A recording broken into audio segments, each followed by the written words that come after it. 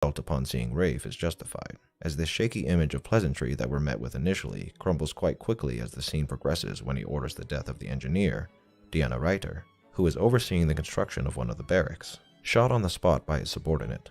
This act is treated as mildly as one would order coffee by Amon, showing his strange sense of disgust at taking the word of a Jew as he proceeds to order his men to do as she asked anyway, highlighting the feeling of superiority and the ruthless brutality of a man who sees these people as less than human, and who actively takes joy in the fear and suffering of others. And as many of the scenes we cover in this video will show, the deaths of others as well.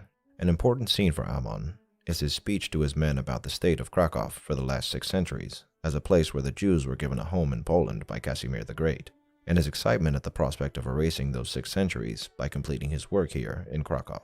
In the book, he's described as having a paternal feeling when he looks upon his men, lined up to do their duty in a comradely way, and feels a sense of professional excitement at what he's about to accomplish in liquidating the ghetto. Unfortunately, this next scene that shows the process of culling the ghettos and resettling the Jews into Plaszow is not unique to Amon, and is an insight into what was occurring in countless cities throughout Europe. Here we get to see him reveling somewhat in the bloody work he's engaged in, and towards the end of the scene, he's hit with a bout of exhaustion, remarking how he wishes the night would be over already, a characteristic selfish complaint among the carnage around him. Reported elsewhere, but neither in the novel nor the film, was that upon greeting his new prisoners at the camp, Amon reportedly told them, "I am your God," which from the actions he takes would make sense, as he behaves like a wrathful, selfish God who sees those below him as things to be played with. Now this next scene, where Amon starts his day with murdering 2 people by shooting them from his balcony, is iconic, especially in the way it highlights the calm and casual way Amon goes about murdering innocent women in this scene. But there is a slight inaccuracy here,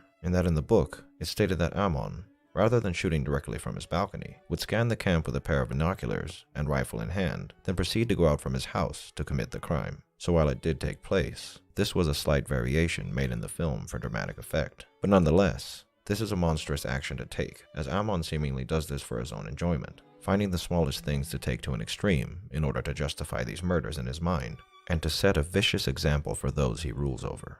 In our next scene, we're given a view of Amon in a business-like setting, wherein he is presiding over a meeting where he and his subordinates are attempting to negotiate the transfer of the factories of Schindler and others to the Plaszow camp. In the book, this meeting is much more formal, as it is held in the office of Scherner, and doesn't have a personal meeting with Oscar at all. But, even without showing Amon's acumen for negotiation in the real-world scenario, we get a peek into what Amon may have been thinking from Thomas Keneally, where he describes Amon scanning the crowd as he speaks, taking mental notes of who will be agreeing to move their factories into his camp, and who will not, based on the facial expressions and body language of those present. In both scenarios, though in different ways, Amon is shown to be friendly, and whether it's genuine or not, displays social aptitude and the ability to form bonds with those he works with. Not only do we see social aptitude, but a general desire to be social as well, as Amon frequently hosts parties at his villa and enjoys the finer things in life. This contradicts to a certain degree the notion that Amon had put forth to his mistress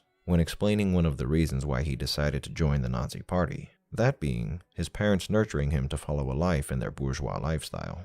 At these parties, and throughout his life as commandant at Plaszow, living such a lifestyle seems to have been no problem for Amon, as not only is he a hedonist and perhaps a nymphomaniac, but he's a glutton and an alcoholic as well, putting on considerable weight and destroying his organs with alcohol to the degree that his doctor at one point tells him that if he doesn't cut back, he'll likely die soon as a result of his poor diet and excessive drinking, and he was only in his mid-30s at the time. Now these last 2 points I've touched on, his business acumen and his hedonism, are definitely deplorable acts, considering that his skill in business is tied directly to the persecution and mistreatment of others, and the rewarding lifestyle he lives is also a product of this. But they don't compare to the terror he instilled into people through the murders and torturous acts he committed and orders his men to commit. Though he was shown to have had an empathetic side to a certain degree, the strange emotional tenderness he had melded with abuse in regards to his relationship with Helen, and even flirted with restraint and forgiveness for a moment in time. Amon is through and through a sadistic,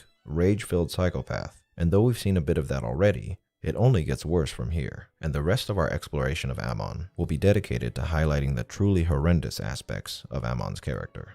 Take, for example, the scene where Amon is pressuring Rabbi Levartov to make a hinge for him as quick as he can, and then reveals that the reason he was testing Levartov was to show that he in fact has been working at a slow pace the entire day, owing to the small pile of hinges he has laying in the basket next to him, highlighting his penchant for toying with people. Amon likely knew Levartov had been working slowly, and whether that was due to him being unable to work quickly, or doing so because he was lazy, Amon would have shot him either way. But instead, he chooses to play with Levartov, to in the moment give the man a sense of hope, working as fast as he can in order to please Amon, only to be given a cold dose of terror as he reveals the reason for testing him. Later in the scene, we see two of Amon's guns misfire, and as a result, instead of murdering Levartov, he strikes him in rage and leaves him there, throwing a tantrum as he's denied the satisfaction of murdering another person. In our next scene, Amon is interrogating a group that came from a barrack where a stolen chicken was found. When no one speaks up, he grabs a rifle from one of his men and shoots a random man, preparing to shoot another before a boy steps forward and points to the dead man, blaming him for stealing the chicken. In reality, this moment claimed 2 lives, as when Amon shoots the prisoner with his rifle through the head, the bullet passes through his head and kills the man behind him as well. In the book, it's explained that perhaps he was in a good mood that day, because when the boy pointed to accuse the first dead man, Amon laughed and accepted the boy's answer. However, I think this harkens back to something that happened when Amon was liquidating the ghetto. The moment when the poor soul trying to escape through the sewers stumbles upon Amon and makes up an excuse that he was ordered to clear the bodies from the road, giving Amon a proper salute as he speaks. Amon laughs and chooses to believe the man. In both cases, with this man and the little boy, Amon is choosing to forgive them because they amused him, not out of any goodwill or belief in the words they're speaking. It's simply a minor reward, a delay of their death, for providing him a moment of levity. Next we have Stern talking about a day when Amon went to the barracks of a man who had escaped, and had the escapee stand in his place as he murdered everyone in his immediate vicinity, and then every other man as he walked down the lines, totaling 25 innocent men in the span of what must have been 5 minutes. If Amon had been casual with killing before, this shows to an even greater degree what lengths he's willing to go to prove a point, and how easy it is for him to waste any number of lives that he pleases. Our next scene with Amon is meant to highlight the developing feelings Amon has for Helen, but in the book, this manicure is instead performed by a girl named Rebecca Tannenbaum, who spoke German and would chat with Amon as she worked on his hands. This instance has a far more sinister note to it, as when Rebecca gave Amon a manicure, he kept a revolver placed at his elbow, and one day, when Rebecca was feeling courageous, she asked Amon what he kept it there for. He replied quite coolly that it was there in case she ever nicked him. Directly after this passage, we get several instances of violence Rebecca was privy to, which I will quote directly from the book. If she ever needed proof that a chat about spas was all the same to Amon as an act of madness, she had it the day she entered the hallway and saw him dragging her friend Helen Hirsch out of the salon by the hair, Helen striving to keep her balance and her auburn hair coming out by the roots, and Amon, if he lost his grip 1 second, regaining it the next in his giant, well-tended hands. And further proof came on the evening she entered the salon, and one of those dogs, Rolf or Ralph, materialized, leaped at her, and holding her by the shoulders, opened its jaw on her breast. She looked across the room and saw Amon lolling on the sofa and smiling. "Stop shaking, you stupid girl," he told her, "or I won't be able to save you from the hound." During the time she tended the commandant's hands, he would shoot his shoeshine boy for faulty work, hang his 15-year-old orderly Poldek Dershowitz from the ring bolts in his office because a flea had been found on one of the dogs, and execute his servant Lishek for lending a droshka and horse to Bosch without first checking. Yet twice a week, the pretty orphan entered the salon and philosophically took the beast by the hand. This is as good a time as any to mention that Amon had trained the dogs Rebecca mentions to attack people on command, and would routinely use them to mutilate many of his victims. Now, our next scene with Amon is the scene with him having a two-way conversation with himself in front of Helen. This scene was an act of creative dramatization on Spielberg's part, as nowhere in the book is it mentioned that a moment like this ever occurred between Amon and Helen. But it is, however, mentioned several times in the book that Amon had an attachment to Helen, and though he abused her, he never wanted to kill her, and he was reluctant to wager her on the card game between himself and Oscar later in the film. Though it was a bit of creative liberty, I think it does well to highlight the strange relationship Amon had with Helen in a short amount of time, showing us to an even higher degree how sadistically self-centered Amon is, abusing a girl he has feelings for, while also satisfying his never-ending appetite for suffering. After this birthday party scene is concluded, we get a scene where Amon is speaking up on behalf of Oscar, after he's been detained for kissing the Jewish girl at his party. This scene is also an exaggeration, as it was Oscar himself who did the talking with Sherda. after he served 5 days in a cell. But this scene, like the scene with Helen, serves the purpose of highlighting Amon's friendship with Oscar. In the book, it said that Amon went on believing till the very end that Oscar had been nothing but a friend to him. And from the scene at Amon's dinner table earlier in the film, and the scene where Oscar is trying to convince him to become Amon the Good, we also get the notion that he, to a certain degree, was both envious of Oscar and respected him. Though Amon was similar to Oscar in many respects, it was said that Oscar had a sort of charm about him that Amon likely envied, as well as his bravado and the comradely nature that seemed to be an extension of Oscar himself. We can discern, then, that with his previous comments about his attraction to the brotherly values the Nazi Party espoused, that Amon saw in Oscar what he was actively trying to be, but Oscar was just a step ahead of him. Amon was described by Keneally as being, in Oscar's mind, his dark and berserk brother, his evil counterpart, so to speak. So it would be fair to say that the opposite were true for Amon, and he was as equally fascinated by the good of Oscar as Oscar was at the evil of Amon. Now, we don't get to see any more of Amon after the scene where he's playing a game with Oscar for Helen's life. But before we get to the end and talk about Amon's arrest, trial, and execution, I would like to highlight a few more terrible things the man was reported to have done during his tenure as commandant.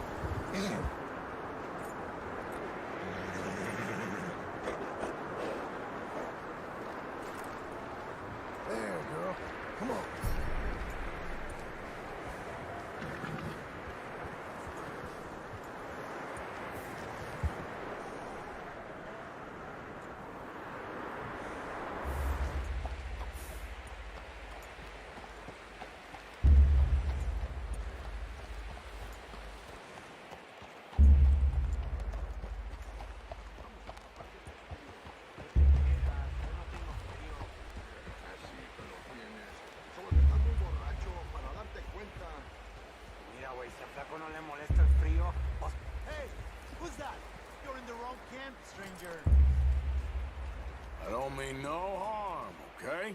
Just want to speak to Hernandez. We don't like visitors up here. Kill this fool.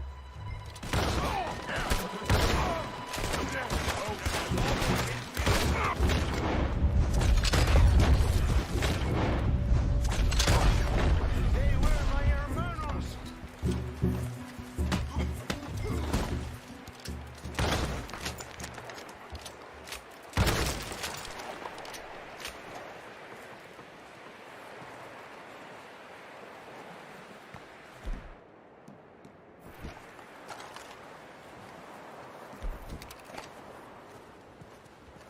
Flacco Hernandez, you in there?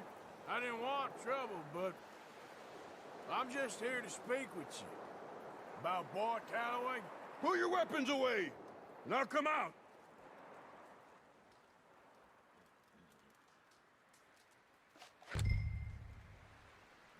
I'm unarmed.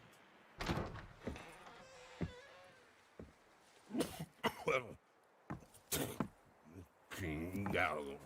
I just want to talk. About Boy Calloway. Sure. Here's your message.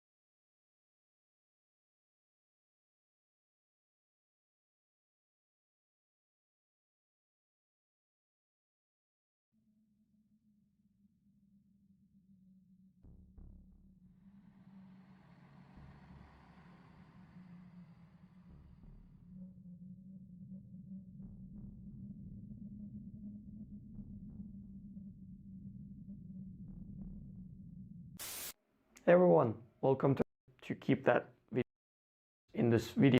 Into Canvas, we need to create a custom function. This will be the first time that we gonna use a custom function in this channel.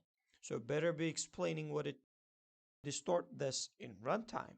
To do so, we're gonna play with some smoke and magic. I'll create a particle system at the bottom of my deformation cube and start configuring the particle system. So if you're gonna deform something with your objects, you're probably gonna need to create separate particle systems or use some sort of mesh emission to actually spawn particles. Now, while I'm configuring the particle system, you can find the necessary variables on the screen. One thing that we need to do now is creating a smooth fade out particle material. We can create a new material and set its shader to legacy particle additive soft, then pass built-in Unity particle texture into it. After assigning under our particle system, so that we tweak the size and clipping plane values as follows. Then I've repositioned the camera to let it see the particle system properly. Now we can hook a render texture into our second camera. Let's create a new render texture, set size as 1024. Then since we just used the red channel, I'll change its color format to R16 as float. It is for 16-bit red channel signed float, but we call it like this. Then attach the render texture to camera and also put the render texture into your material scene instance. After doing that, you can see a dynamic deformation. Also, since our particle dissolve by time, our snow trails fill up too. If you don't want them to fill up by the time, you can play with the particle system's lifetime to remove this fill up effect. With that, we have successfully created a snow deformation shader. Congratulations! Alright, that's all for this video. I hope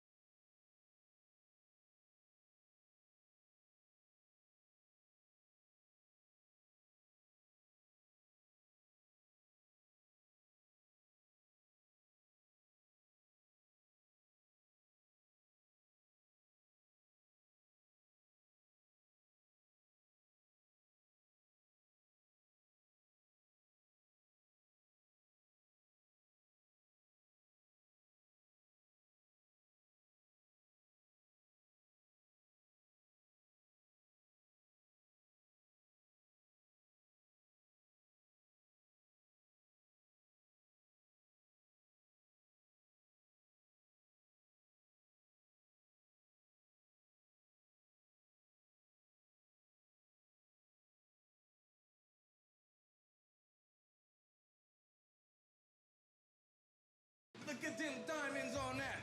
Diamonds on my fish, good. Diamonds on my fish.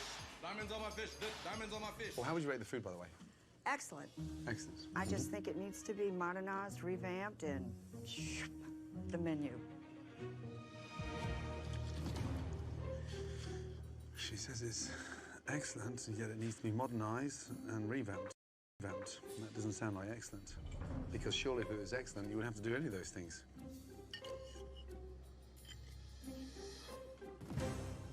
just bland. All right, what do we think of the fried green tomatoes? Yeah, bland. That hollandaise sauce is almost just like a sort of a melted butter. Yeah, it doesn't even taste of anything. Sorry about that. Not your fault. Right, next up would be the chicken and sausage gumbo. Gumbo. Thank you. You're very welcome. You said your hollandaise sauce was extremely bland, just tastes like a strong butter sauce. It's very good. When we bring a dish back to the kitchen, he acts like it's an insult, not that there's possibly something wrong with the actual dish. Gumbo. Wow. It looks like Chappie took a crappie in my gumbo. It's like a puddle. It's just watery. Really watery. That is fucking disgusting. If this dish was done right, it could be a game changer, but right now, it's a game ender. TJ, is there a problem in the kitchen? It's not even hot. It's not hot? No? I mean, it's just like lukewarm and gloopy. See the skin? Yeah. Very watery. There's no flavor anywhere. Just bland. Gotcha. We'll get it fixed. We'll bring the next one. Thank you. Okay. Wow. Chappie, first of all, this is cold. It's just absolutely filled with water. Filled with water. I thought I drained it pretty well. Hi. Hey, hates everything. Uh-oh. He hadn't liked anything I've done so far. All right, garnish it up. Steak and lobster rocket. Steak and lobster rocket. Thank you. That's a very funny looking lobster. Seriously. How much is this dish? $36.95. Gee, come on, stop. And why is the fillet butterflied like that and cut like that? He cuts it off and then pounds it thin. He beats the crap out of a fillet to tenderize it when it's the most stunning cut. Wow.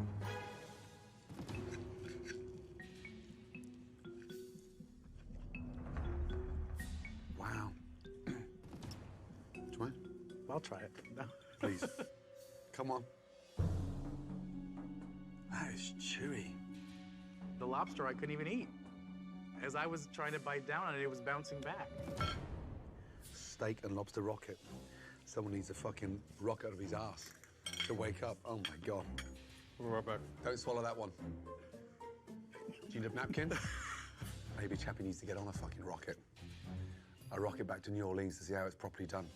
Fast. He said the dish is just a mess. I don't want to throw it down his throat if he doesn't want it. Well, he couldn't even get through the steak. It was all gristle. It was gristle? Yeah, What do you mean gristle? gristle and chewy. Okay, well, it's like butter. Is it not? Chef Ramsay's a dumbass. You know, if there's something that I think is absolutely wrong, he doesn't know what he's talking about, I'm gonna tell him. You don't know what the hell you're talking about. Bloody hell.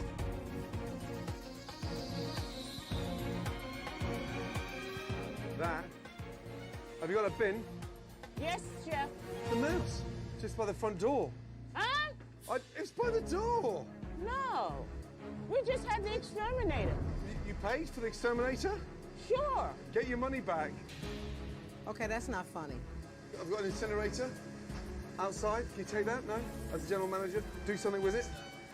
The mouse. A mouse? It was in the entrance as I walked in, on the left-hand side. Mouse? A mouse? We always have the exterminator once a month for prevention. Are you serious? No fucking way. A mouse? Come on. At the front door, not in the kitchen. No. Hey guys, be careful of mice. Can you show me where you found that at? It was at the front door. Like where? Oh, well, where's the front door in your mind? I can't believe that. I came in the door, walked in there, saw him, bang, right there. Right here. Do you have it on film? Are you kidding me? What, you thought I brought it in out of my pocket? Yeah, I think you did. Are you fucking dreaming? I arrived, the mouse was there. Never here. Never.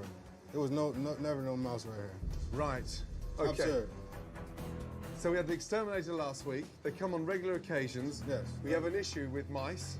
That's why you have an exterminator.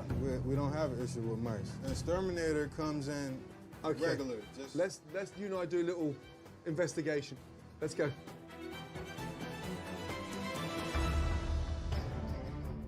Dwayne, when's the last time you spotted a mouse in here? I've never seen one. You've never seen one? No. Good. Except that one that was under the steam table that was dead a few months back. Almost a year back. He found a mouse in the front door. I've never been so embarrassed and humiliated in my life. Perhaps we planted that mouse. And you're suggesting that I brought it in? I was like, I put it together like, just for TV's sake, maybe. I wish you would talk a little bit of sense. Fuck the TV. Put your money where your mouth is, in front of your staff. I want a meeting upstairs with you and everybody now. Yes. Pulling mice out of his pockets and stuff. You gotta take some responsibility for something, man. How you gonna help us if everybody keep bullshitting, man? A mouse in the front Don't matter. hallway? It's mice infested all over this place. It can happen. It can happen. Shelley? Huh? Can I have 2 seconds, please? Okay. All of you. This is very, very important. Charlie. I was seeing him like almost like plant that vermin and everything. So just look at James for me, 2 seconds. I walked in the front door, a mouse. The mouse that you planted, I know. They told me. But it's okay. No, it's not okay. It's a show. It's got nothing to do with TV, nothing to do with your business in the shit. I am not going to stand there and even attempt to take that crap from you. You can take your restaurant and stick it. I am gone. I'm out of it. You out of here, I'm out of here. Excuse me. Go. See you later. Shut it down. Let's go. It's over. Cowboy burger, medium rare. Okay, we don't have any of those extra big buns. No, this is the ruler. Oh, this is gonna be interesting. We got the cowboy done. I'm terrified to bring out of this burger. I don't even think he could swallow. He tried. Here is the cowboy burger. Cowboy. With a very small hat on top. Look at the bun. Where'd you start?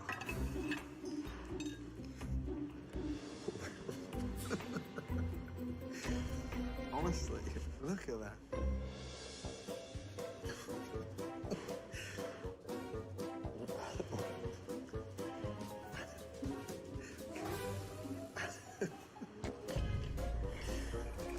Come on, seriously? $39. You'd expect a decent bun.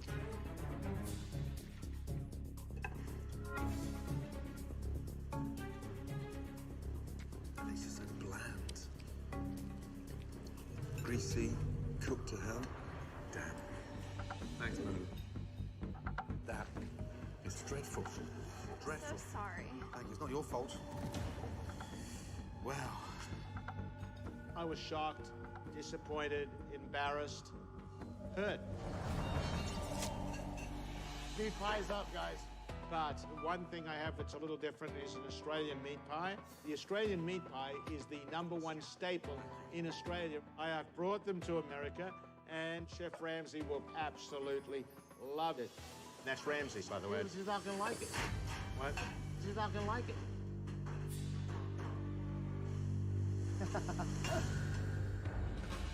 So this is the Australian meat pie, Oh. the beef. time to go down under. What is that thing?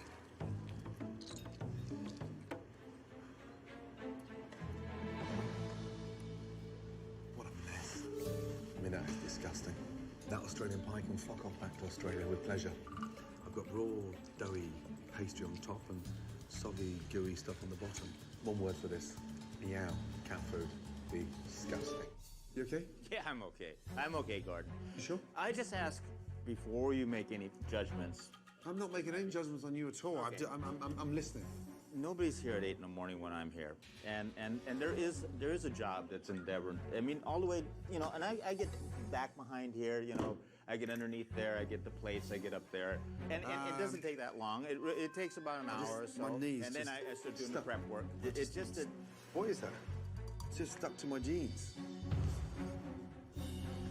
Oh my God. See, have a look at that under there. Oh my God. How many bits of gum are there?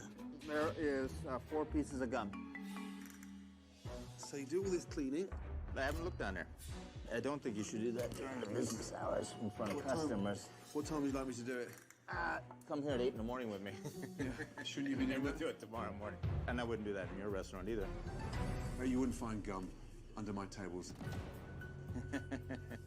Nino is a ball of excuses. He's just wacko. God, this full of cobwebs. Bloody hell. Didn't get to that one. Bloody hell. Definitely didn't get to that one. Everything else was done, right? Yeah. Right. Have you seen the size of that cobweb there? Have you seen that? That's dust. No, that's the cobweb. Didn't see it without the lighting. Really? Yeah. Oh, God. How often do you clean? Every day? This is something that takes a lot of consideration. You can be on this here for months. I start at one end and then finish at the other end, and then I come back. And this one? Oh, God. This is the 8 in the morning effect. 5 days a week for years. Bloody hell. Is there a bathroom nearby? Just quickly wash my hands? Yes, sir. He should have shut up about cleaning. I don't know what he's cleaning, but I wouldn't hire him at my house. I promise you that. Oh, what are the pictures of? These are me cleaning and pulling down all the bottles, every single bottle. I've never seen pictures of cleaning. That's a first for me. Well, that's because my brother's always questioning that I do it. I don't know in the first place why he took pictures. If it's clean, you don't have to prove it with pictures. You see it, right? Listen there. They're not drumsticks. They're crab sticks. Just dumped in here on top of another bag of Alaskan crab. No dates, no labels. How on earth are you supposed to run a business when you've got no idea what's in the freezers? What is down here? My God, it gets worse. Look at it. It's absolutely jam-packed. Chicken after chicken after chicken.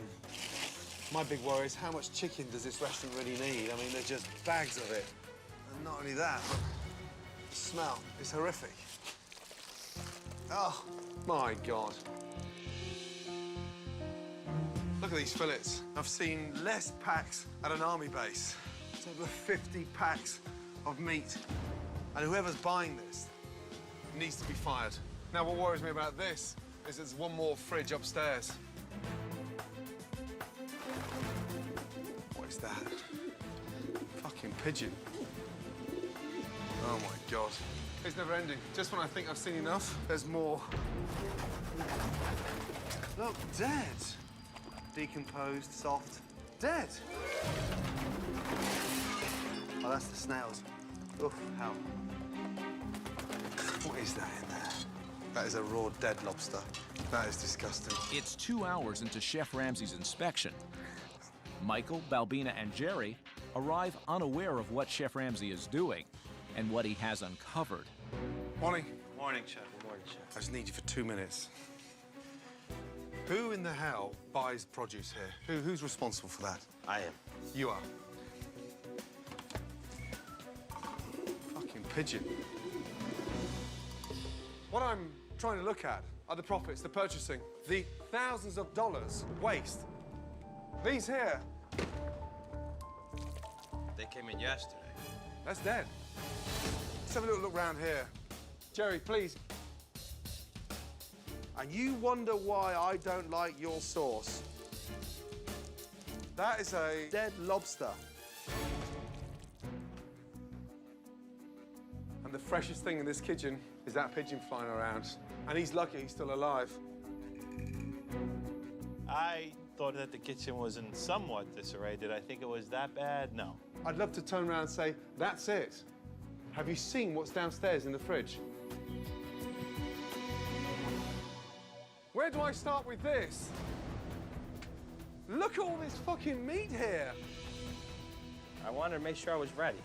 You whatever ready came for my what? way. Whatever. Help me, came Michael. whatever Ready for came what? My way. Whatever came your way. I don't know what to expect. You're burning money you haven't got. Why is this like this? And What happened, Michael? Somebody's not doing their job in the kitchen. There's expensive Because produce here. This is ridiculous. yeah, my fault. And my fault on that refrigerator. I'm disappointed that so much was ordered in advance. There's no excuse for that. Spend some time together. I've got to wash my fucking hands before I get diagnosed with fucking staphylococci. Just cool down, Amy. I know All she's we've still done, nervous. all that's happened is we have been attacked. Attacked. Attacked. Why are you Gordon, behaving like this? Because I'm insulted. You verbally insulted me yesterday, and I held my told you tongue the out of truth. class. I didn't tell you the truth. I didn't Why are you say pointing? nasty things to you. Really? Okay, really, I didn't really. When I told you about the burger, you refused to listen. You don't understand. You're judging me on you coming in here, disrupting the entire service. I've been doing this. Disrupting? You did disrupt us last night. How could I focus when you're What about on my my lunch? food? When you're standing here What about when talking you to my cooked for husband. me? What about when I cooked for you? Who disrupted you then? Everybody. What are you talking about? Blaming everybody again.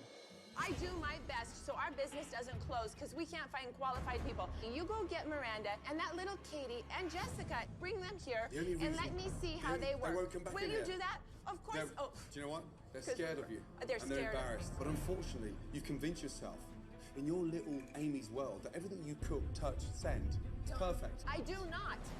What? I love it. Am I arguing? Garlic with aioli you? goes well with white truffle. Well, That let me pasta's show delicious. you some. Can I show you reviews? Hundreds of Oh, reviews no. that are excellent that Oh, you no. didn't write that Not are the from real bullies on the customers. internet again. No, good reviews, real customers that have supported us for Look 6 at the way years. look at the way. You're attacking my business Attacking? and my life. This is I'm all telling I you the do is problems. live this life every day. You're not telling me the problems. You are saying I'm delusional, I'm this, I'm this, I'm this. Can we talk about what we came here to speak about, No. please? Yeah, let them finish. Yeah, I want them to You finish told me to what be you honest said. I am always about the honest. problems that you've had, that you cannot talk to your wife, and the issues that she can't take criticism before she knows that. I met That's her. fine. I have no problem No, saying yes, that. That's fine. Wow. I think you're too far gone. Okay, then let's end the show. You think I'm too far gone? There's no hope. Yalla, yalla. It's Christmas. Let's go home. Okay. I can't help people that can't help themselves and cannot ever take 1 ounce of criticism. And if you're not willing to change, I'm not going to butt heads, argue, scream, whatever you want to say. But this is not normal. And it's not normal for a restaurant to go through that many staff. It's not normal for a kitchen that small to have 65 items on the menu. And it's not normal for the level of animosity that you've built inside this restaurant and outside. You have the right to run the business the way you want to run your business. I have the right to do the right thing. And the right thing for me is to get out of here. Good luck.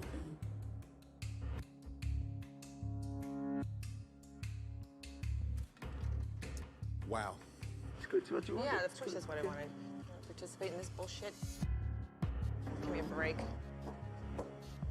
Can they take this thing off of me? We don't need his help. Maybe he knows that. It all has to come down. And now he's gone. He walked away. He'll go on with his life. Sammy and I will go on with our life.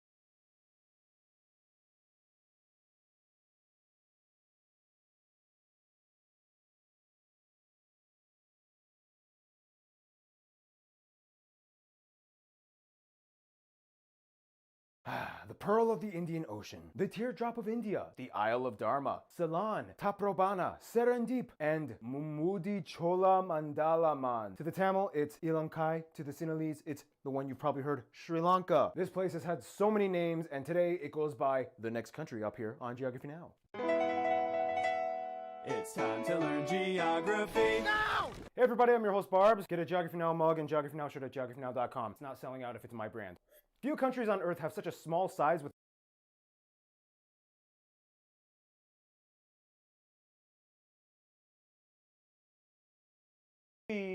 Janelle! What's happened? Sri Lanka? First of all, what is this you got going on? This is actually, so if I were to wear this shirt in white and wear my white sarong, that would have considered the national outfit for Sri Lanka. But I had to spice it up, man, you know. Clearly, we're matching.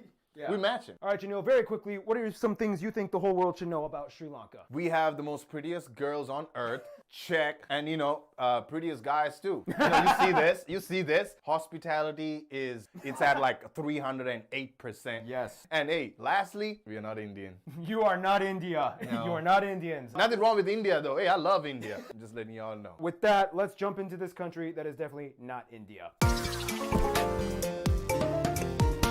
So Sri Lanka has quite a bit of going on in the way their land operates and holds together. Oh, and the best part, y'all know, man, we got a city called Kandy. Hey! Kandy! Welcome to the Candy Shop. First of all, the country is an island nation located in South Asia, situated in the Indian Ocean, south of the Bay of Bengal, just off the southeast coast of India's Tamil Nadu state. The interesting thing is, the country is almost connected to India via the Ramu Setu Bridge, sometimes called Adams Bridge, an incredibly shallow, partially submerged series of sandbanks, shoals, and islands, only about 100 meters wide, that straddles between India's Pamban Island and Sri Lanka's Mannar Island. The space between Pamban and Mannar, known as the Palk Strait, is only about 25 kilometers wide, and due to the shallow depth reaching at maximum 10 meters deep, this hinders all large-scale cargo ships from passing through from the Gulf of Mannar in the south to the Palk Bay in the north. At one point, this shallow channel was reportedly passable on foot until a cyclone in 1480 destroyed what little land was above water. Today, any maritime trade must either go completely around Sri Lanka, otherwise land or air transport is the only way around. In any case, the capital is Sri Jayawardenepura Kotte, a neighborhood within the largest metropolitan city of Colombo. Colombo is often mistaken or just default called the capital because it's easier to say, but nope, to be fair, it's Sri Jayawardenepura Kotte. The country is divided into 9 provinces, each with their own little flag, and the 9 provinces are further divided into 25 districts. The country has 5 international airports, and of course the biggest and busiest one is in Colombo, Bandaranaike International Airport. In addition though, the country has 20 waterdromes, or airports for seaplanes,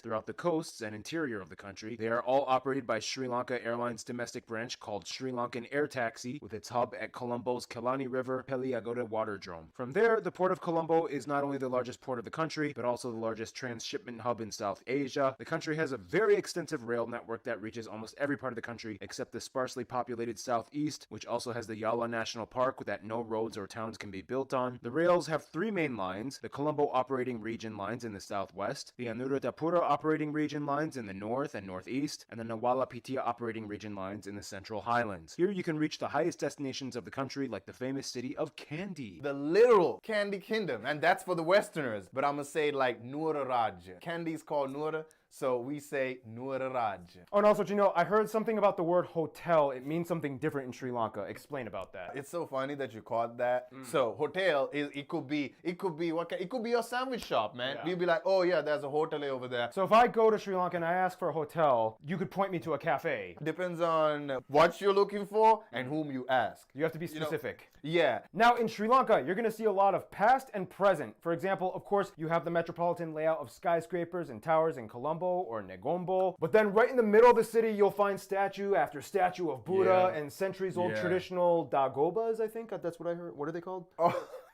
It's called Bodhya. You know, you're talking about the half dome, right? Yes. Yeah. That's the Bodhya. Shrine thing, yeah. Yeah. What do you call it? Bodhya? Bodhya. Janelle, thank you for correcting me. Oh, and all over you'll see tanks or wevas, I think they're called. They were built by... Man, y'all, he's trying. He said vevas. It's called a veva, you know? Veva. Like, veva. Veva. Va. Now explain what is a Veva. So that's a man-made, pretty much a lake, and they're all over Sri Lanka, man. Depending on the kingdom, you know, each and every single king, Parakrama Bahu, I think. That's what I have written down. Yep, and he built the largest one, the Parakrama Samudra. Yes, Parakrama Samudra. Damn. Yeah. Oh yeah, and fun fact, under that king, Sri Lanka actually for short periods of time actually kind of took over parts of South India and what is now Myanmar. But it wasn't exactly colonizing. It was kind of more like this. We are best friends. Yeah. I am the new king, and I'm gonna tax the out of my own people and kill trading envoys from Sri Lanka. Yeah, we can't have that, so... Okay, so your old king is dead, and we've been managing you guys for a while, but now we're gonna elect a new king. This is the new king! Hey Sri Lanka, the Chola Empire is like really attacking us hard. A little help? Sure. Well, we defeated the enemy, but your king is dead. I guess we'll manage things here until we can find a new king for you. Okay, I found you a new king. Yeah, isn't that interesting? It's kind of like they could have colonized Myanmar and South India, but we're like, it's easier if we just like raise up a king that would be compliant with our side. In any case, Sri Lanka has so many projects going on. Colombo has the international financial city. And in the south, you have the controversial Hambantota Harbor, the second largest port in the country, which is leased out to China for 99 years. We've discussed this before, but in case you missed it, basically often my Indian subscribers kind of describe the scenario like this. Oh, hey Pakistan. Hey India. What do you have there? Oh, I'm building a port on Gwadar. Oh, cool. It's pretty big. Yeah, it's being funded by the Chinese. Oh, what have you got there, Myanmar? I am building a port and an oil line in Kyakpu. Cool. Oh, and it's also being financed by the Chinese for the Belt Road Initiative. Oh, jeez. What about you, Bangladesh? Wait, don't tell me. Oh, you mean Sonadia Port? No, I scrapped that plan with China a long time ago. Oh. Instead, I'm going for Matabari Port.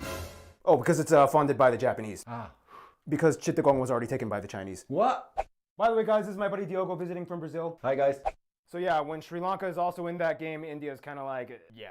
But moving on! Sri Lanka is a land full of mystic sites. They have 8 UNESCO heritage sites, right? 6 man-made and 2 natural. Tourism is a huge part of our country, baby. Apart from the, UNESCO sites, here's Antoinette explaining a few more extra sites that you could check out in Sri Lanka. Hi guys, I'm Antoinette, coming to you from Quebec, Canada. Alright, there are so many temples and ruins, some of the most notable ones being the Buddha Tooth Relic Temple in Kandy, Sima Maleka Temple in Barra Lake, Hindu temples in Jaffna and Trincomalee, like the Nalur Kandaswamy Kaval Temple, and the Ritagala Buddhist Monastery ruins. You have other places such as the Commonwealth War Cemetery in Kandy, the National Museum of Colombo, the Ella Tea Plantations, the Lotus Tower in Colombo, St. Lucia's Cathedral, the Nine Arch Bridge, the beaches in Hikkaduwa and Tanga, the Jaya Shri Mahabodhi, the oldest known planted tree in the world, Adam's Peak, which has the Sri Prada or the Sacred Footprint. Thank you so much, and I hope you get the chance to visit Sri Lanka one day. And of course, it is said Sri Lanka has the highest waterfall density in the world. Baker's Waterfall, Bopatella, Ravanella, just to name you a few. And that brings us to the next segment, So as the 25th largest island on Earth, baby, in a tropical climate, Sri Lanka can hold its ground in maintaining a unique biosphere. Yes, and one thing you'll notice though is that the element of water is a constant theme for almost everything in Sri Lanka. For one, being situated in the center of the Indian plate gives them the lucky advantage of not dealing with any earthquakes or volcanoes, and also, the country has somewhere around 60 main offshore islands, the largest being Mannar Island, which connects to the Ramsetu Bridge. The islands go all the way off to Kachativu Island, the westernmost point of the country. From there, the country has a unique topographical layout. There are 40 low-lying lagoons and mangrove systems covering much of the coasts at about 7,000 hectares in area. This is known as the coastal belt, aka the lowest parts of the country. The largest system in the north on the Jaffna Peninsula with the Jaffna Lagoon that extends into the Palk Bay. Now, as mentioned, many of the inland bodies of water are man-made, and the largest being the dual complex Kalabalau Reservoir found near the center of the country. It was actually built by King Tatusena in the 5th century AD. From there inland, you reach the plains, which make up the majority of the country's surface area, ranging from about 30 to 200 meters above sea level. This is where the majority of the nation's agriculture and forests are situated and are fed by 103 rivers, the longest one being the Mahaweli, which flows over 200 miles or 335 kilometers from the highest region of the country, the Central Highlands, all the way down to Kodiyar Bay near the city of Trincomalee. The Central Highlands, found in the south central part of the country, which are also in themselves a protected World Heritage Site, site, is also where you can find the tallest peak, Piduru Talagala, at over 2,500 meters above sea level. And finally, due to the topographic layout of Sri Lanka, the country has two climate zones. The plains and valleys of the north, northwest, and southeast are known as the dry zones, classified as tropical savannas with shrub forests, bushes, and even cacti in some of the driest areas. Yet in the highlands and valleys of the southwest, you have the wet zones that receive nearly twice as much rainfall annually, usually in the monsoon season from October to January. Speaking of water though, Sri Lanka is heavily powered by water, as in over 1/5 of the country is powered by dams and hydropower. Economically speaking, Sri Lanka has always been a major trading hub, once being the crown jewel of the spice trade, and with the highest literacy rate in South Asia at somewhere around 95%, they have top-notch labor force. That's why we are hard workers. Tea and textiles usually come to mind when discussing resources and production. Sri Lanka is currently the 4th largest tea producer and largest tea exporter in the world, beating out Kenya and their most famous domestic brand, Dilma. I got Dilma at the house. I had Dilma before I came. Now that kind of came out weird. And the country has about 900 apparel factories, exporting mainly to Europe and the USA for companies like Victoria's Secret, Liz Claiborne, and even Tommy Hilfiger. In addition, their mining sector is world-renowned. They even have the world's largest blue sapphire, the Star of Adam. So many colors within this country, and one thing that's even more colorful is the wildlife. And with that, here is Gary Harlow with wildlife. Blimey, look at this puppy right here. The breed is bird. Now, it's no surprise that a tropical island like Sri Lanka, nearly 1/5 of all flora and fauna are endemic, like the national tree Ceylon ironwood. The country has over 25 national parks, many with their own specialty, like Delft Island is one of the only few places in the world with wild ponies. Don't ride the ponies. The largest parks though are Wilpatu and Yala. In these parks lie some of the most fascinating mammal species, like the purple-faced langur, the Sri Lankan sloth bear, the grizzled giant squirrel, and the two animals that are sometimes considered national animals, the Sri Lankan elephant and the leopard. In fact, Sri Lanka has the largest elephant density in South Asia and has the largest elephant orphanage in the world at Pinnawala. Birds are very prevalent here too. Some consider the Sri Lankan jungle fowl the national bird. And finally, the south coast of Sri Lanka is famous for being the best spot to not only see blue whales, but if you're daring enough, you can actually swim with them. And speaking of swimming with whales, I gotta catch a wave and surf on out of here. This is how you surf in Sri Lanka. Thank you, Gary. Yes, whales, the ocean, once again, the element of water. You've probably seen those images of stilt fishermen from National Geographic, right? Yep. That's a Sri Lanka. Oh, and speaking of seafood. Hey guys, thanks so much for having me on. I am so excited to be here to talk about one of my favorite topics, Sri Lankan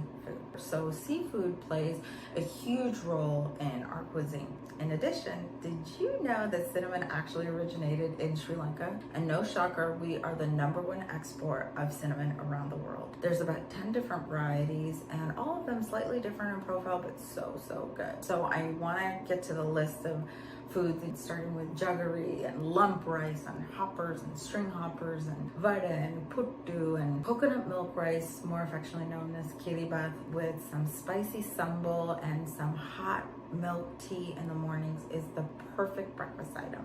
Egg kothurati or vegetable kothurati, and my personal favorite, mutton kothurati. So good. We have the cashew curry, we have the breadfruit curry, we have Jaffna style nanda curry, also known as crab curry. Sri Lanka is also known for the famous king coconut, but what it's really used to make is a popular coconut liquor. So excited to be on, so excited to be sharing such an amazing topic with you all, and thanks so much for having me. Have a good one. Oh, Sri Lankan crab curry. You know, Now, you guys know me. I love jackfruit. You guys in the Bangladeshis do it really well. Oh, yeah, man. Well, clearly, Sri Lankans are definitely great cooks. And there's a lot of other great things, too, that Sri Lankans are known for, which brings us to the next part,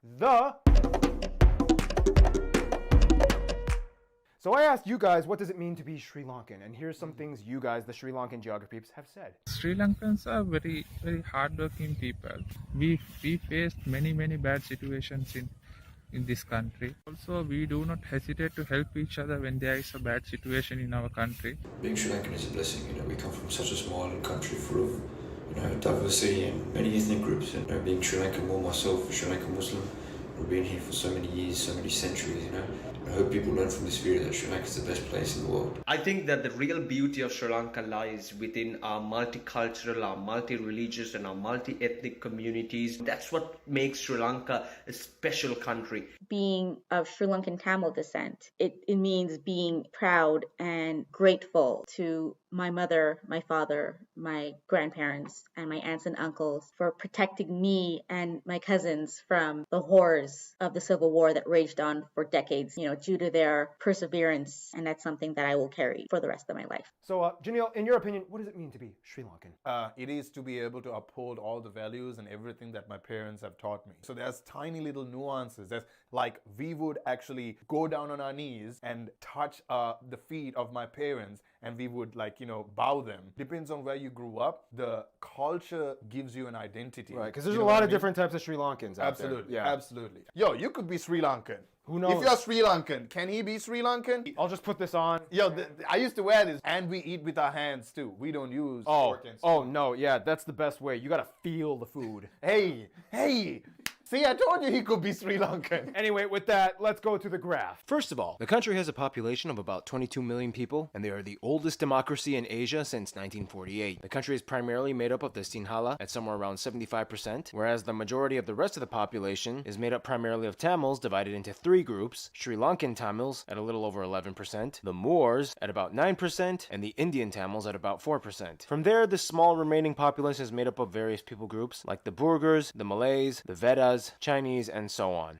Burgers? Yeah, we'll talk about the burgers later. They use the Sri Lankan rupee as their currency. They use the types D, G, and M plug outlets, and they drive on the left side of the road, former British colony. Now, of course, due to the demographic structure, Sinhala, an Indo-Aryan language, and Tamil, a Dravidian language, two completely unintelligible languages, are co-official in Sri Lanka. However, the prevalence of each one is concentrated in their respective regions. Tamil mostly in the north and northeast, and Sinhala in the center, southeast, and west coast, baby. Nonetheless, official documents must be available in both languages. Yes. And wow, they both have incredibly good-looking scripts. Just look at those curves and diacritic vowel indicators. Gotta love me some good abagida. Yeah, that was weird. But the point is, yes, the scripts look pretty cool. English is also a nationally recognized language. Now, not everybody can still speak fluent English, but I'll tell you a few things that they know for sure though. They know Bob Marley, right? They know 50 Cent. They know Coca-Cola. That's all they need. That's all they need. That's all they need. What's crazy is like I've been to houses where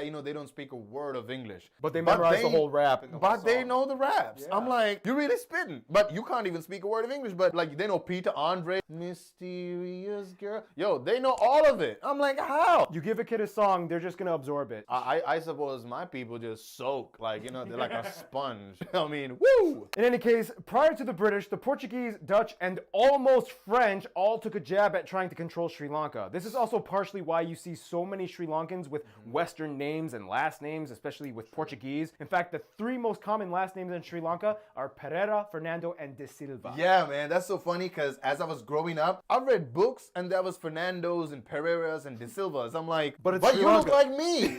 Yeah. What's this? Now, faith-wise, the majority of Sri Lankans, almost exclusively to the Sinhala group, are Buddhist, belonging to the Theravada branch. In fact, today Sri Lankan Sinhalese are the only non-racially East Asian Buddhist majority ethnic group in the modern world. Basically, a country of brown Buddhists. It was actually brought in over 2,000 years ago by the missionary Mahinda from the Ashoka Empire and mentioned in the Tripitaka. Sri Lanka has the longest continuous history of Buddhism out of any predominantly Buddhist nation on earth. But how did you grow up? What are you? So I was born and raised a Catholic, and at some point in time, But you're Sinhalese, right? Yes, I'm 100% Sinhalese, but I have tons of Buddhist friends, tons of Tamil friends, tons of Muslims, right? Nobody was trying to impose their will on me. You guys are just Sri Lankans. That's exactly how I see it too. And by the way, Buddhism, they take it seriously in the country. It's not a gimmick. What's the one worst thing you can do while visiting Sri Lanka? Oh, hello, young tourists. How are you enjoying Sri Lanka? I just love the Buddha. I took all these pictures in front of Buddha, and I want to buy a Buddha for my living room. Best thing, I have this little Buddha tattoo, and I just love that he's so okay. jolly. I'm calling the police. If you have a tattoo of Buddha, either get a laser removal or never show it if visiting Sri Lanka. It's considered incredibly offensive and can literally get you in trouble. Hinduism, though, actually predates Buddhism in Sri Lanka, and the Hindu community is almost exclusively tied to the Tamil group. Specifically, Shaivism, which is the branch that predominantly worships Shiva and venerates Shiva devotees like Ravana. That's kind of the story of Ravana is like a big deal in Sri Lanka, apparently. Yes, it is. Yeah. Apart from the Hindus and the Buddhists, there's also the Muslim minority, 90% of whom are Tamil-speaking people called the Moors. Although if you ask them, some may or may not actually identify as being ethnically Tamil. It's confusing, but yeah. There is also a noticeable Christian communities. Some sociologists speculate that Christianity may actually have predated colonialism. It's an interesting theory. Then about 40,000 people, you have the Burghers. There are the people that are essentially the Euro-Asian descendants mixed between Europeans and Sri Lankans. They developed a unique fusion culture that mixes Europe with South Asia. And finally, you have the indigenous Vedas, only numbering today at about 6,000 people. They are considered the original inhabitants of Sri Lanka, predating anyone. Now, traditionally, they followed a form of animism, and only about 300 people speak the Veda language today. In Sri Lanka, the one thing you'll notice, we Sri Lankans, we have really long names. For example, one of the most famous athlete, Warnakula Surya, Patabandige, Ushanta, Joseph, Chaminda Was. The reason we have really long names, the king used to give a title, the occupation of your ancestors, where you're coming from, which part in Sri Lanka.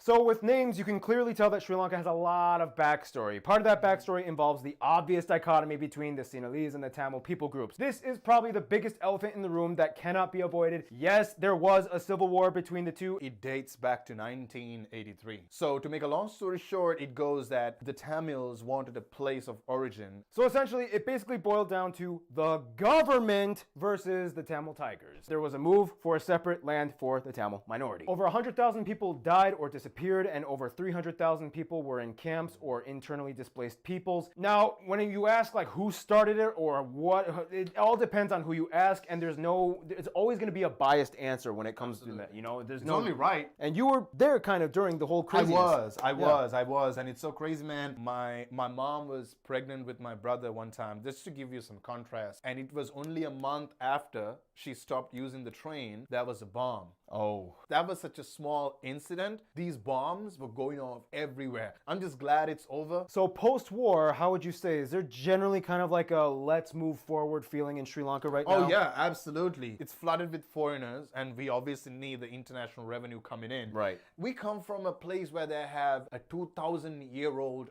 written history. You can't hide that. That's true. Well, that was quite a discussion. So much has happened, and they just want to move forward as best they can. And one way they move forward is with sports. And with that, here's Art with the sports part.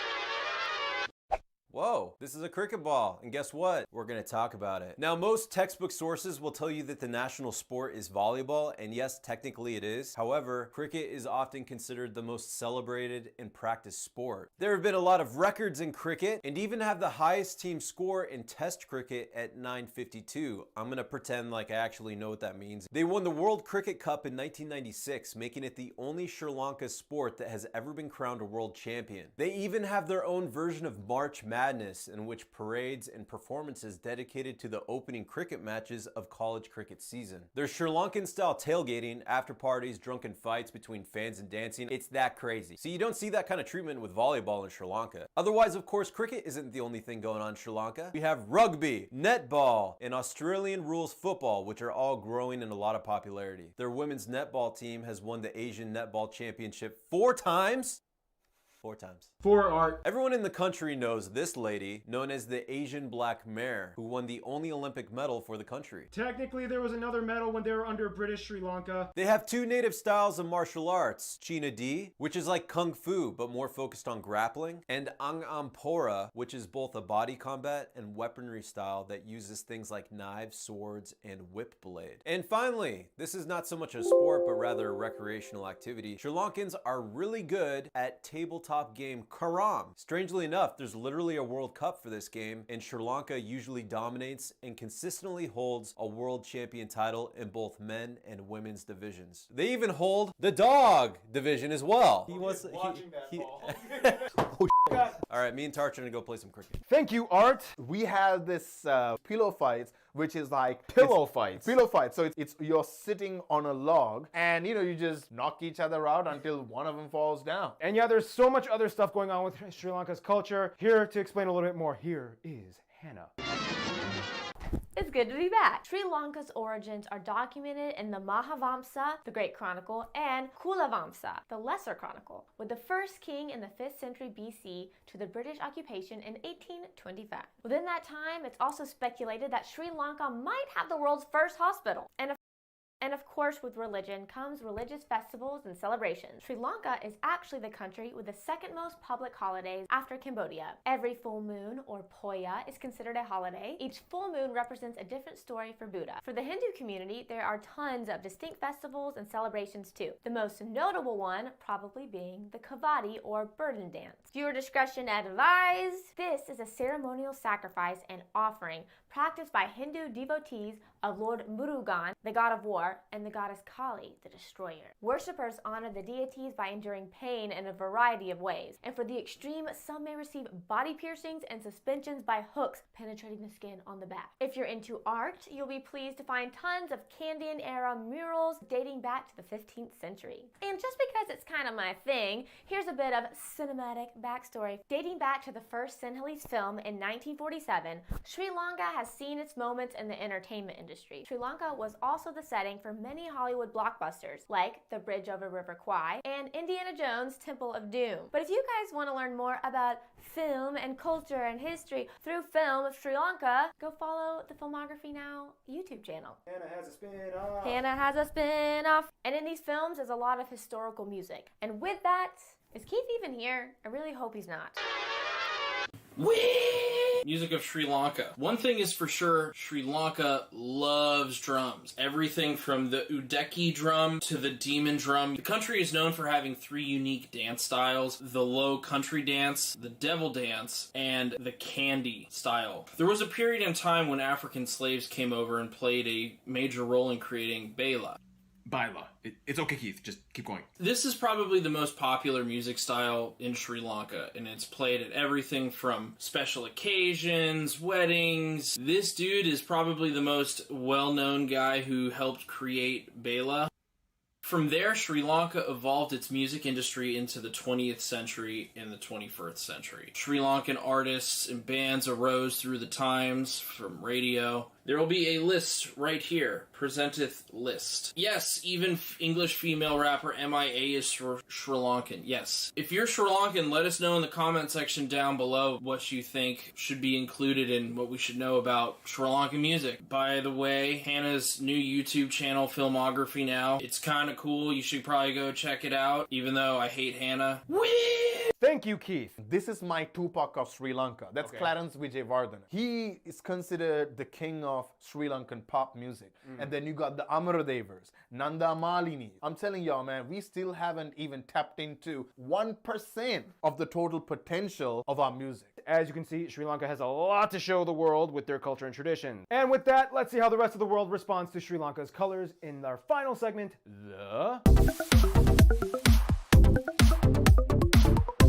Much of Sri Lanka's history was already intertwined with international interaction. You don't get the nickname the Pearl of the Indian Ocean by accident. For one, Sri Lanka has stated multiple times that it takes specific non-aligned foreign policies and does not take sides with major world powers and pursues friendship with all. On that note, much of the government might say China is close due to the many loans and investments that have been given to them. However, like many other small developing nations, Sri Lankans are keeping a close eye on these acts. Many Sri Lankans move to Australia for studies and work, especially in Melbourne, which has the largest Sri Lankan community out of any city in Australia. Indonesia and Singapore offer visa-free visits to Sri Lankans, and many of the Tamil Sri Lankans have family with the Tamil community in Singapore. Now, you would think that as their closest neighbor, relations with India would be super close, but it's a little complicated. It's more like a love-hate relationship that they've had for thousands of years. Yes, in a sense, both the Sinhalese and Tamils have roots in India, and yes, they owe the introduction of Buddhism to India via the Ashoka Empire, and yes, India tried to help sort out the civil war, even though Rajiv Gandhi was assassinated by the Tamil Tigers on the process. Nonetheless, much of the diplomacy is rooted in aid that India provides, and of course, Sri Lankans love things like Bollywood films and Indian cultural imports. They just, really hate the Indian cricket team. Pakistan has always been a closer ally, as Sri Lanka kind of acted like a transit point between West and East Pakistan, which is now Bangladesh, during the Indo-Pak wars of the 60s and 70s, as Indian airspace was closed to them. Pakistan, in return, has supplied much of Sri Lanka's armed forces with military equipment and has helped them during civil war times. In the end, though, interestingly enough, one country that seems to pop out in many Sri Lankans' minds when asked which country is closest to them would be the Maldives. As island nations in the Indian Ocean heavily dependent on maritime trade and culture, the two instantly click on almost any diplomatic level. The heads of states have visited each other to discuss bilateral relations and interests. The Maldivian Defense Force is trained by Sri Lanka's military. Over half of Maldives' exports go to Sri Lanka. Many Maldivian tour operators are located in Sri Lanka with travel packages, including both countries, and they even share an underwater fiber optic cable for joint telecommunication service. Overall, these two countries work together very well and understand each other probably better than anyone else. All right, and in conclusion, obviously, Janil, I think you should take this. I'm out. So something that I want y'all to know, man, our bounce back game is super strong. People try to take over our country thousands of years ago. And then we had civil war going on. The tsunami hit. We bounced back from that too. And it's depicted in so many areas of who we are. We never stood down. We always rose. Well said, Janil. I love that. All right, and with that, what's the next country, Janil? We're going to talk about Sudan, baby. Next one coming up. Get ready. Stay tuned.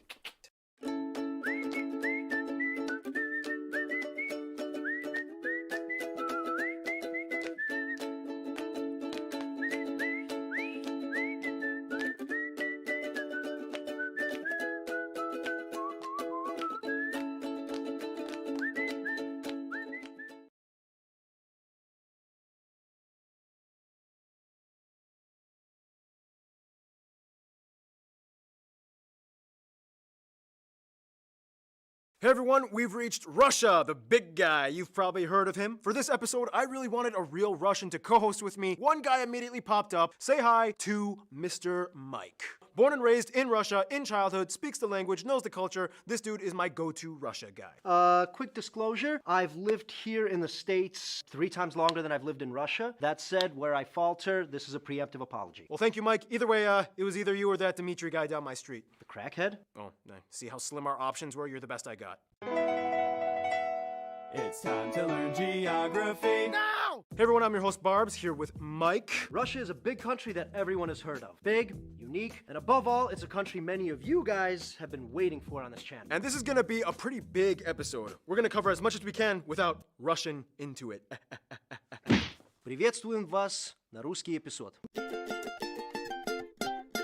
Now, as we all know, by land area, Russia is the largest country on Earth. The country is so big, it's difficult to even get an accurate two-dimensional flat cutout of the nation due to the width of their land straddling a spherical arc on Earth's surface. And with lots of space comes lots of interesting geographical anomalies. Russia is so big that it has about 1/8 of all inhabited land on Earth and almost the same amount of surface area as the entire planet of Pluto. Russia is a transcontinental country that straddles both Eastern Europe and Northern Asia in a larger landmass known as Eurasia. It is often understood that the European part of Russia, where about 77% of the population lives, is everything west of the Ural mountain range, and the remaining 23% live on the east side. At about 6,600 miles or 9,000 kilometers east to west, the country covers 11 time zones and the longest border in the world with 14 different countries. Yes, even North Korea at the very narrow tri-point with China. In addition, they recognize 2 more disputed areas that they border, North Ossetia and Abkhazia, as countries, even though the international community recognizes these areas as part of Georgia. Also, Also, the country has military bases in 9 countries abroad, including the breakaway state of Transnistria in Moldova. And keep in mind, the Baikonur Cosmodrome in Kazakhstan, the world's first and largest space launching facility, is actually leased out to Russia until 2050 and acts as like a Russian exclave. The country is divided into 85 federal subjects, 2 of which are disputed, and all are divided further into 6 categories. The 46 oblasts or provinces, these are the most common subjects with direct control from the central government. Keep in mind, the westernmost point of Russia is actually in this detached exclave known as the Kaliningrad Oblast. Then you have the 22 republics. These are nominally autonomous areas that have the right to their own constitution and language alongside with Russian, as many of them are inhabited by ethnic minorities with their own cultures. Then you have the 9 krais or territories, which are basically just oblasts but with a historical tie to being frontier regions, many of which are sparsely populated. You have the 4 autonomous okrugs or districts, which are like little sister areas that have a certain level of autonomy but are still subordinate to a certain oblast. These 2 oblasts are in charge of these 3 okrugs, whereas the Chukotka Autonomous Okrug is the only one not subject to any oblast or krai. Then you have one strange unit known as the Jewish Autonomous Oblast, which was kind of like a deliberately created entity that was supposed to be a new home for Russia's Jewish population, even though today less than 1% of the population is Jewish, but it's still called the Jewish Autonomous Oblast. And finally, you have the 3 federal cities, the 2 largest ones, Moscow, the capital of the country, and St. Petersburg, as well as the controversial disputed Sevastopol, located on the controversial Crimean Peninsula that is claimed by Ukraine and Russia claims as the Crimean Republic. This is a tricky subject we'll talk about later. In short, these 3 cities kind of operate as their own regions and are not subject to any oblast. Whew, and that was just the administrative division section. We didn't even get into all the other weird stuff. Like how this guy wants to revive the House of Romanov and possibly buy land in the Balkans for a micronation. Or how the California Independent Republic actually has an embassy in Moscow. Or how they once had sovereignty over Alaska for over 100 years, known as Russian America, and was like, aha! I got a piece of America. How you doing, settlers? Not so good. Oh man, this war against the Ottomans is costing me a fortune. I need money. Whoa, there's a gold rush on the West Coast in California. Let's all go, now. The Americans and the British Canadians might get closer and try to take over. It will cost more to defend my American territory that I don't even pay any attention to. Maybe I should just sell it. Hey, UK, you interested? I've got quite enough Arctic tundra. I think I'm quite all right. USA? All that frozen, useless land, you better sell it to me for cheap. And that's how they sold it for only $7.2 million, which by today's inflation rates would be equivalent to about $130 million or about 2 cents per acre. For what it's worth, though, Russia kind of got its general land territory we know today from the conquests, mostly from Cossacks that ended in the late 17th century, led by this dude. What is a Cossack? Well, long story short, it's kind of like this. I'm so sick of this pent-up aggression. I just need to get out of this town and get in a fight or something. Hey, you're an intrepid guy with a death wish who probably wouldn't mind maybe dying. How would you like to go out and get paid to do that for my country? How? Just like go out, make alliances with the locals, or I don't know, kill them. Just give me more land. It's an adventure. Like a mercenary or something.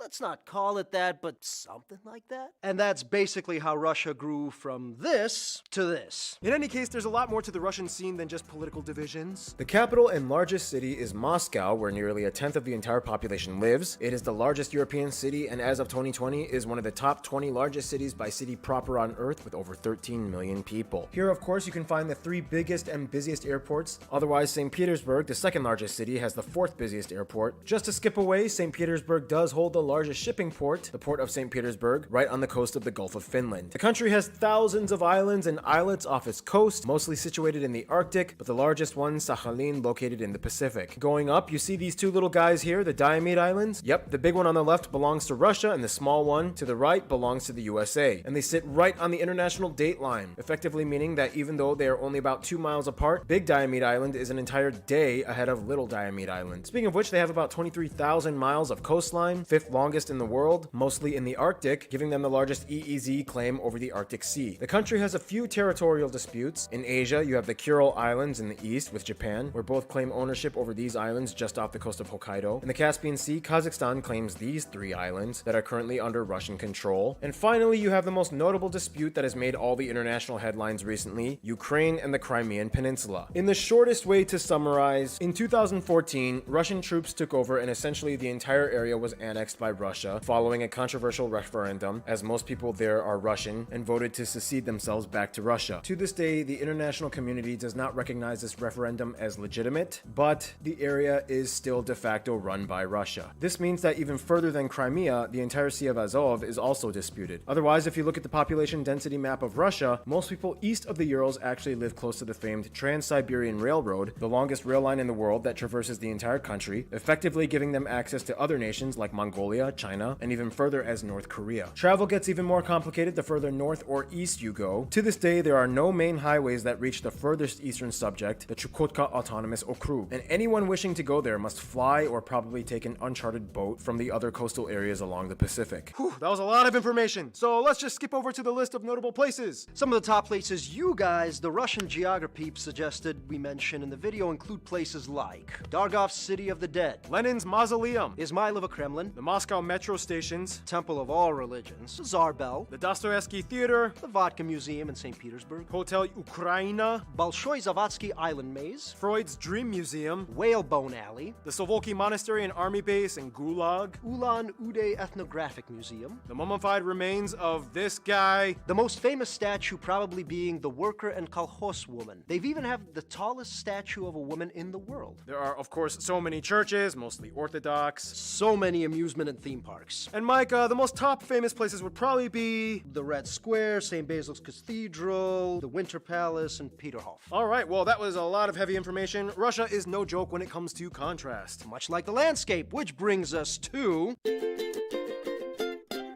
Now, when it comes to the physical makeup, Russia is kind of like an ice cream shop. I mean, yes, most of the country experiences cold and freezing temperatures, but being the largest country on Earth area-wise means you're going to have a lot of different physical regions, so it's kind of like different flavors of cold, right? What do you think, Mike? Yeah. For one, the country starting in the west begins with the flat and relatively lush European plain. From there you have the Caucasus Mountains in the southwest, where you can find the highest point, the tallest point in Europe, Mount Elbrus. Just to skip away, you find the Volga River Delta, the largest delta in Europe, fed by the Volga River. The Caucasus and Ural Mountains together make up the boundaries of what is considered European Russia. And from there, Asia begins with this massive area known as Siberia, divided into the West Siberian Plain, where the mighty Ob River flows, the North Siberian lowland, and the Central Siberian Plateau. Just south along the border of Mongolia, you have the Sayan and Yablanovi Mountains, where you can find the largest lake of Russia and the deepest in the world, Lake Baikal, which, by the way, has some of the only freshwater seals on Earth. It is fed by a tributary on the longest river of Russia, the Lena, which flows northward into the Arctic. From there, you have all these other mountain ranges that shield the Kolyma lowlands, and finally, you reach the highly volcanic Pacific coast with the Koryak and Kamchatka ranges that extend with an archipelago southward, all sitting on the Ring of Fire. In fact, the Kamchatka and disputed Kuril Island chain have more volcanoes out of anywhere else in the country at about 200, about 60 of which are still active. The three most active and continuously erupting ones being Karimsky, Kizimen, and Shivoluch. Keep in mind, up north, the Arctic Ocean is actually divided into 5 separate seas on the Russian side, the Chukchi, the East Siberian, the Laptev, Kara, and Barents Sea. And here you can also find the northernmost point of Russia's domain, the Franz Josef Land Islands. They are right above Nova Zemlya, which has the largest glacier in Europe, and also the site where the largest atom bomb ever was dropped. Fun fact. Amidst all this land, about 60% of it is classified as being part of the Siberian taiga or taiga forests, which are forests situated in colder climates with deciduous trees like oak, birch, and spruce. This is the largest forested area on Earth, yes, even bigger than the Amazon. Much of the south of Russia is classified under the steppe region zone, or massive expanses of grassy land with few trees, ideal for agriculture with moderate temperature and sunshine and moisture. Otherwise, the further north you go, the less hospitable the conditions get, and you reach the tundras and cold deserts, where very few people dare to live, but many resources are locked away, such as the numerous oil and natural gas reserves hidden in the interior and offshore sites in Siberia and the Arctic. Russia actually has the largest natural gas reserves in the world, making them the largest natural gas exporter and the largest oil producer in the world. Most of these petroleum resources are managed by state-owned companies like Gazprom, Lukoil, and Rosneft. Whew, lots of land and lots of stuff happening in it. Russia's economy economy ranks as the 11th largest by nominal GDP and 6th largest by purchasing power parity in 2020. Back to resources though, agriculture in Russia is kind of limited. Only about 0.1% of the 1 billion acres of arable land is used for permanent agriculture, and they only have a short 2 to 4 month harvest season. This is due to much of the area covered in full or semi-permafrost, which is not ideal for crop production. One thing it does produce though are these interesting geological formations known as pingos, which implode into massive craters which fill up into ponds, making the landscape the most trypophobic triggering region on Earth. Oh, get it away from me! All the strange cold water and wind erosion is also the reason why Russia has incredibly distinct remote rock formations found all over along the taiga and steppe regions. This means almost all farming happens in the southern areas of Russia where the climate is slightly warmer and accommodating. Nevertheless, even with the limited industry, Russia still ranks #1 in producing certain crops such as buckwheat, barley, oats, sugar beet, currant, gooseberries, and raspberries. In addition, they are the largest palladium and diamond producer in the world. When you think of Russia immediately, you think of cold. I mean, they do have the coldest inhabited town on Earth. But Russia actually has the largest temperature range on Earth recorded as well. The town of Verkhoyansk can go from 37 degrees in summer to -68 in winter, making a 105-degree difference. Technically, the fringes of the Caspian Sea in the south are also considered semi-arid desert zones, making them some of the warmest regions in all of Russia. And some of the surrounding landscapes you could swear were in northern Africa or the Middle East, with sand dunes and camels. And speaking of camels, animals. The country has over 260 mammal species and nearly 800 bird species. Animals you may have heard of, such as the Siberian tiger, Asiatic black bears, Eurasian lynx. In the tundra regions, you can also find polar bears, reindeer, walruses, narwhals, Arctic foxes. In the warmer areas, you have wolverines, as well as that strange saiga antelope with its weird elongated nose. Of course, it wouldn't be Russia without the national animal, the Eurasian brown bear. So yeah, Russia. It has deserts, and it can be over 100 degrees, imploding permafrost, and active volcanoes constantly erupting as we speak. And finally, to finish all of this segment off, food. Now, of course, due to the vast, wide domain and numerous ethnic groups found in Russia, the country has an enormous range of regional cuisines. One common theme you'll notice is that Russians tend to pickle a lot of their vegetables since the harvest season is short and crops are not available in the colder months. Anyway, just add a dollop of sour cream to your soups, take a shot of vodka, and bam, you're in the Russian zone. Some of the more widely known and popular dishes you guys, the Russian geography suggested: stroganoff, blины, chicken Kiev, golubцы, lots of different types of rye bread, many types of pyrogi. They have their own way of doing ice cream and meringue desserts. Caviar is a big deal in Russia, especially from sturgeons. Many soups were a big soup and salad culture. You have things like shi, борщ, солянка, уха, щавелевый. Salads include vinaigrette, оливье. And they celebrate it on New Year's and they eat it on New Year's. It's not a party unless that salad's involved. They also took it from the Belgians or something, right? No, there was a Belgian guy who worked in a Russian restaurant, and then one of his sous chefs ended up stealing the recipe. Stole from the Belgians New Year's, got it. Now, we could go on and on, but it would take forever because Russia has over 180 recognized ethnic groups, which each have their own distinct culture. Speaking of which, I think that's just about the right time to transition to...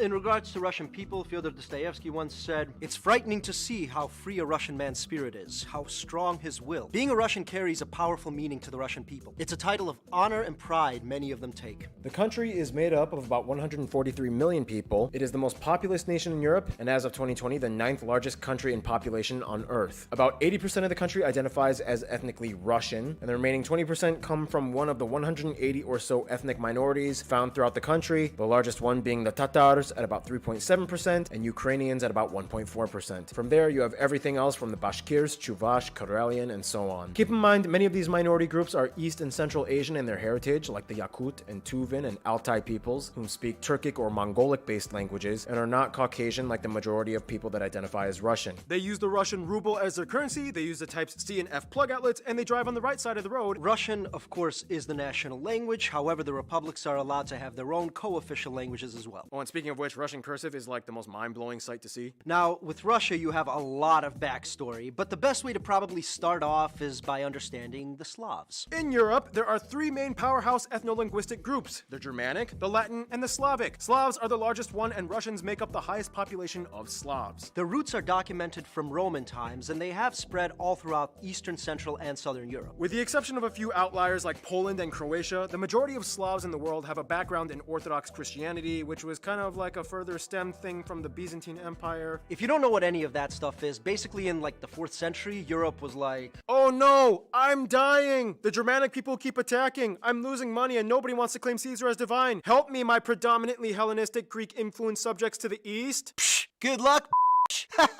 I'm doing my own thing. I also made my own capital, and I'm ditching that polytheistic stuff for Christianity. And then in the 11th century, it was like... So what's your problem? Why do you want to split up? Well, besides the secondary dogmas we disagree on, we mostly don't like your practices. We don't think the Pope has any authority over the church. Yeah, but you guys have patriarchs. Yeah, but that's not the same thing. Those are like regional managers. Also, you guys have way too many creepy statues. We believe priests should be allowed to marry, and we kind of like growing out our beards. Well, yeah, at least we play actual musical instruments during Mass. There's a lot more that goes into it, but getting into the theological discrepancies between the two would take forever to explain. In any case, less than half of the population of Russia actually adheres to the faith, and about 30% of the country identifies as either spiritual but not religious, or unaffiliated agnostic or atheist. Aside from all that, it is important to note that not everybody in Russia is Slavic or Orthodox. I already made a video explaining about these, so we don't really have to talk too much about it, just watch the video. But basically, you have everything from the Turkic, Mongolic, Circassian, Uralic, and even Inuit peoples in the far northeast Arctic regions. They even have the westernmost Buddhist community on Earth in Kalmykia. Interesting, bet you didn't know that. Now, compared to the rest of Europe, Russia does have a high birth rate and immigration rate. Nonetheless, they also have a relatively high death rate, especially amongst men. In fact, today, women outnumber men in Russia at a 1 to 0.84 ratio. Yeah, there's a lot more women. In Russia, the competition amongst women is kind of visible. You explain. It's not uncommon to see women dressing up in full presentation mode with heels and nails done, even just to go to the store to pick up milk. To dive further into the social dynamic, you have to kind of understand Russia has gone through a lot of eras throughout its history. Basically, they've had kingdoms, invasions, expansions, wars, empires, unions, and the most notable era, the 20th century communist era. The word has an almost ubiquitous connotation with the country of Russia. This is why you hear a lot of those distinct Soviet communist era words and phraseologies used in media like proletariat, bourgeoisie, means of labor, comrade! They were the first nation to extensively kick off and implement the political ideology constitutionally after the October Revolution, and furthermore, they spread it abroad. I mean, that's kind of what the whole Warsaw Pact and Eastern Bloc things were during the Cold War, and it goes even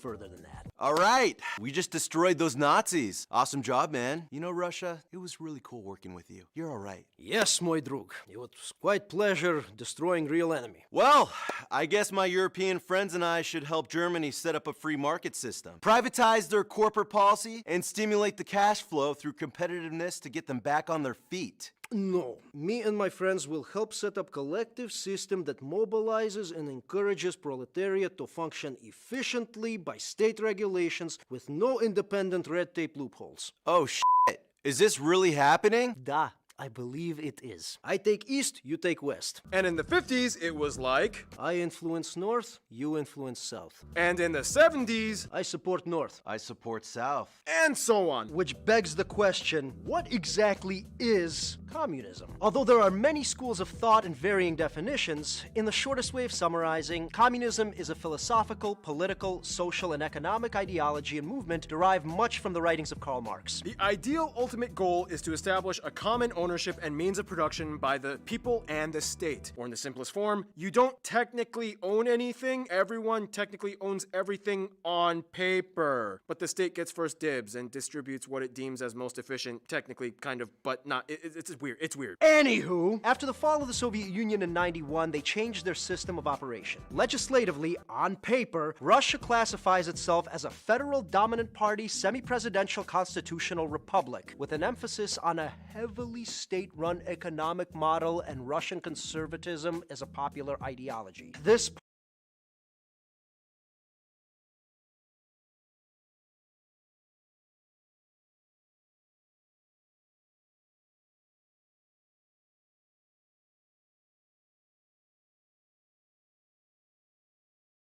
as a popular ideology. This party, United Russia, holds about 3/4 of the seats in the Federal Assembly. And it's semi-presidential because the president is head of state, whereas the prime minister is head of government. However, it's a lot more complex than that. Mike, what would you say? So, this is a country that is notoriously known for changing the rules as they play the game. I sort of see it as an oligarchy. Okay, so that being said, let's highlight some of the notable cultural traits and accomplishments that Russians are known for. For one, Russians were pioneers in the space race and kicked off the age of space exploration. Here's my buddy Destin from Smarter Everyday talking about it. All right, Paul, if you're going to talk about Russia, you've got to talk about aerospace engineering because they are impressive. It all started back in the day when a Russian visionary named Tsiolkovsky came up with this momentum balance for rockets, which came to be known as the rocket equation. Back in the early days of spaceflight, the Soviet Union kicked off the space race by launching Sputnik, the first satellite in space. Moved forward through the space race, Yuri Gagarin, the first human in space. That was a really big deal. Fast forward to today, and you realize that Russia and the United States are not just collaborating, there's a full-on partnership between the two nations. No matter what political situation's going on the ground, these engineers, NASA and the Russian aerospace industry, they've been working together to make human space exploration possible. The International Space Station, one of the most amazing things ever made by humans, has been a platform for persistent human presence in space since the late 1990s. I love this thing. Also, the Russian Soyuz spacecraft developed in the early 70s has proven itself to be the workhorse of human spaceflight. This stuff is awesome. Thanks for letting me say that. If you're doing a video about Russia, you have to talk about rockets because Russians are good at rockets. Why don't you have a segment for each country about the rockets that are, like, I know how you edit. You're going to cut me off now. You could have a And aside from the space race, there are many discoveries and inventions attributed to Russian innovators. Here's just a few of them that we will put on a full screen montage. They even invented the game Tetris. In fact, their theme song is a Russian folk song called Korabeniki. Ой, полным-полна моя коробушка есть и сытцы и парча. This dude Mendeleev also created the earliest form of the periodic table, and some elements are actually named after Russians and Russian places, including the guy himself. They're also the pioneers of stem cell research and numerous surgical procedures like heart and lung transplants. Even amongst the diverse republic areas, there are some universal Russian customs and traits that transcend regional boundaries. All Russians take holidays and festivals very seriously and enjoy their times of celebration. Christmas was effectively brought up to New Year's, and instead of Santa Claus, they have Ded Moroz, basically translates to Grandfather Frost. Later iterations give him a little sidekick, Snegurочка. Otherwise, all over you have other festivals celebrated like these. Women's Day is a huge one. It's a common misconception that Russians are genetically acclimated to the cold. Explain. We just handle the cold better because we bundle up better. But you guys do have that like banya sauna culture, and you guys jump into the ice water a lot, right? Oh yeah. In addition, Russians are known for excelling in a range of sports, most notably ice hockey, wrestling, figure skating, and gymnastics. They have consistently ranked high in the Olympics and ranked the #1 medal winners twice for the winter seasons of 1994 and 2014, where they hosted in Sochi. Which has a stream of following controversies. Chess is a huge part of their culture. The game of cold logic rewards cunning and has always spoken to the Russians. Some of the top chess players in the world have come from Russia. The 1830s Romantic era was sort of seen as like the golden age of Russian writing. Some of the top notable authors like Dostoevsky, Tolstoy, Chekhov, given the honor and prestige of Russian literature. Russians have an incredibly long Rolodex of folk music that dates back centuries, and many native instruments are still used to this day, like the bayan accordion, the sviral flute, strings like the domra, guzli, and the most famous of all of them, the triangle-shaped balalaika. Every region has their own style of dance, but the most internationally well-known styles probably being the troika and prisyatka. Russians know how to put on a show. The world-renowned Russian ballet has been operating since the late 17th century, and everyone knows that Russians are some of the best circus performers in the world, excelling in acts like juggling, acrobatics, contortion. Russia has many artists spanning across a wide spectrum of genres, movements, and styles. Russia also has a history of animation. It wasn't until 1935 that Soyuz Multfilm, Russia's largest animation studio, was started. We all grew up on this. Ну погоди, спокойной ночи, малыши, Чебурашка, Ёжик в тумане. Otherwise, what are some last-minute things you would like to tell us about what it means to be Russian, Mike? Without trying to be dismissive, Russians kind of like to fetishize their own suffering. It's like Russians don't live, they survive, not other things. It's considered weird to smile at people you don't know. Why is that? We don't trust you. Never give a knife as a gift. It's seen as a severing of ties. Russians are a very hospitable folk. Many will invite you into their homes and will display either sadness or offense if you refuse. Once you've made it in, they will often bribe you to stay with things like tea, conversation, booze. In Russia, middle names are not chosen by their parents. You are born with one. It is your paternal name. So my father's name is Yuri, therefore my middle name is Yurevich. And that applies to women as well? Absolutely. Oh, okay. Women, you get a male name for your middle name. All right, and with that said, here's a brief condensed history of Russia. Early dispersed Slavic tribes. Rurik the Rus unifies them. The Kievan Rus. Vladimir the Great. Mongols invade. Ivan the Great. Ivan the Terrible. House of Romanov begins. Peter the Great. Catherine the Great. Crimean War. Serfdom abolished. Alaska sold to the U.S. Russo-Japanese War. World War I. Rise of the Soviet Union with Lenin's Bolsheviks. Royal Romanov family is deposed. As depicted by that incredibly accurate cartoon. Communism! Lenin dies. His body is weirdly embalmed and put in display, but okay. Stalin dictator years. World War II. Germany breaks agreement and tries to invade Russia. Big mistake. Cold War begins. Nuclear arms race and space race with the USA. Cuban Missile Crisis. Summer Olympics in Moscow. Gorbachev reforms and wins a Nobel Peace Prize. Boris Yeltsin wins first popular presidential election. Fall of Soviet Union. Chechnya unsuccessfully tries to break away. Putin voted in for the first time, serves 2 terms, then after a brief hiatus, voted in a 3rd time. Business and digital era boost Russia's economy. Georgia-Russia war. Russian troops take over Crimea. Controversial referendum. And here we are today. Now, there's a lot more we could have expounded on, but there isn't enough time, so if you'd like to add anything, please write it in the comments. In any case, we've already mentioned some famous Russians in this episode, but here's a list of some more notable Russians, historic and modern. Some of the most famous authors include people like these, but the most famous ones might be Alexander Solzhenitsyn, Vladimir Nabokov, Nikolai Gogol. A lot of famous actors and directors, but some of the top ones being people like Klara Rumianova, Anatoly Papanov, Vladimir Vysotsky, Andrei Mironov, Anton Yelchin, Alla Pugacheva, Valery Syutkin, Boris Grebenshchikov, statesmen and war heroes like Alexander Nevsky, Georgy Zhukov, Mikhail Kutuzov, Valentina Tereshkova, Vasily Zaitsev, Alexander Pakryshkin, tons of athletes like these, Lev Yashin, Olga Korbut, Irina Rodnina, and there's a lot more. Please add them in the comments if we missed any. Yeah, those are just my favorites. As you can see, Russia is not just a country, but almost like its own world in itself. And speaking of the world, that brings us to...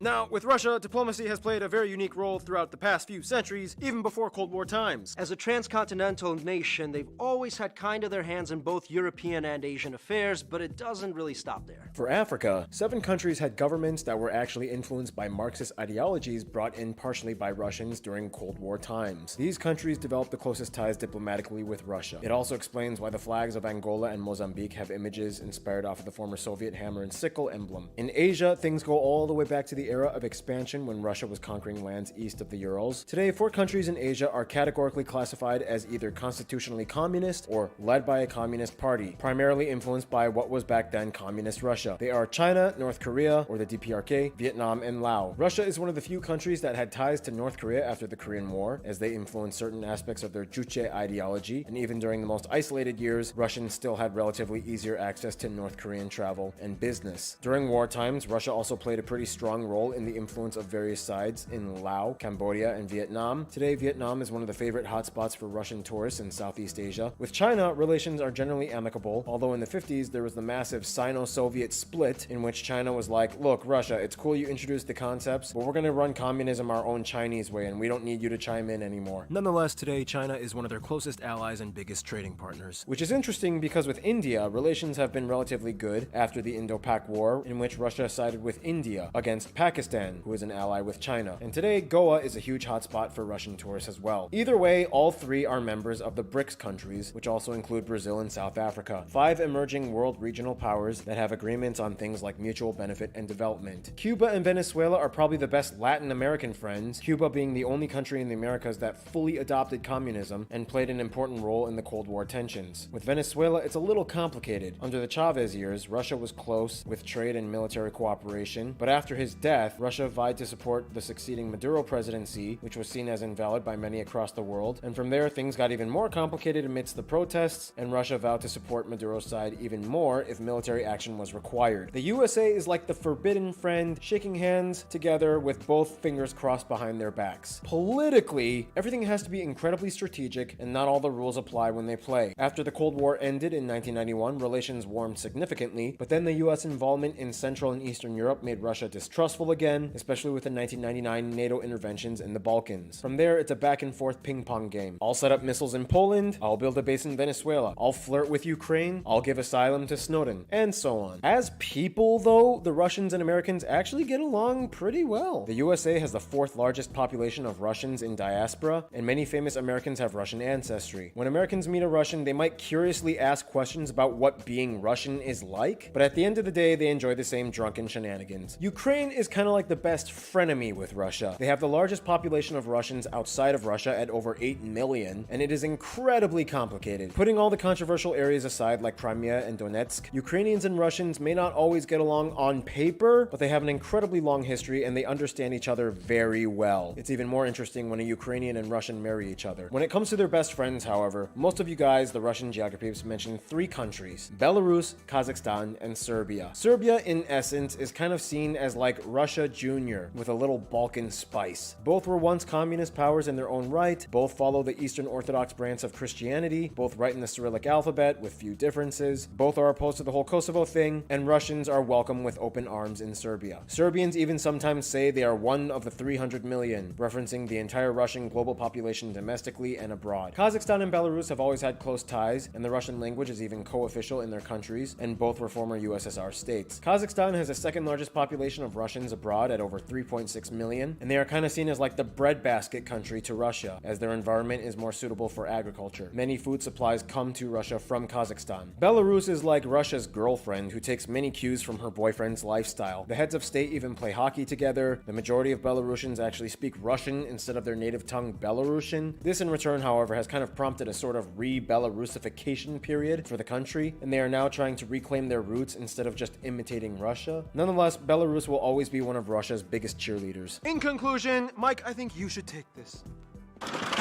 Russia is an old and contradictory country. It's beautiful but scarred, eloquent and clumsy, cunning and simple. Its people are proud but damaged, resilient and defensive. Russians are unique but numerous, and if you should be so lucky to meet one, you'd be hard-pressed to forget them. Stay tuned! Rwanda is coming up next. Hey guys, Art here with me. Just remember, we got Geography Now t-shirts and merch going on. We even have these new gym sacks that I just launched on the website. These are awesome. Feel free to support us on Patreon at patreon.com/geographynow, or just subscribe to this channel, tell your friends about it. That's how you can support as well. I work out because I'm insecure. That's...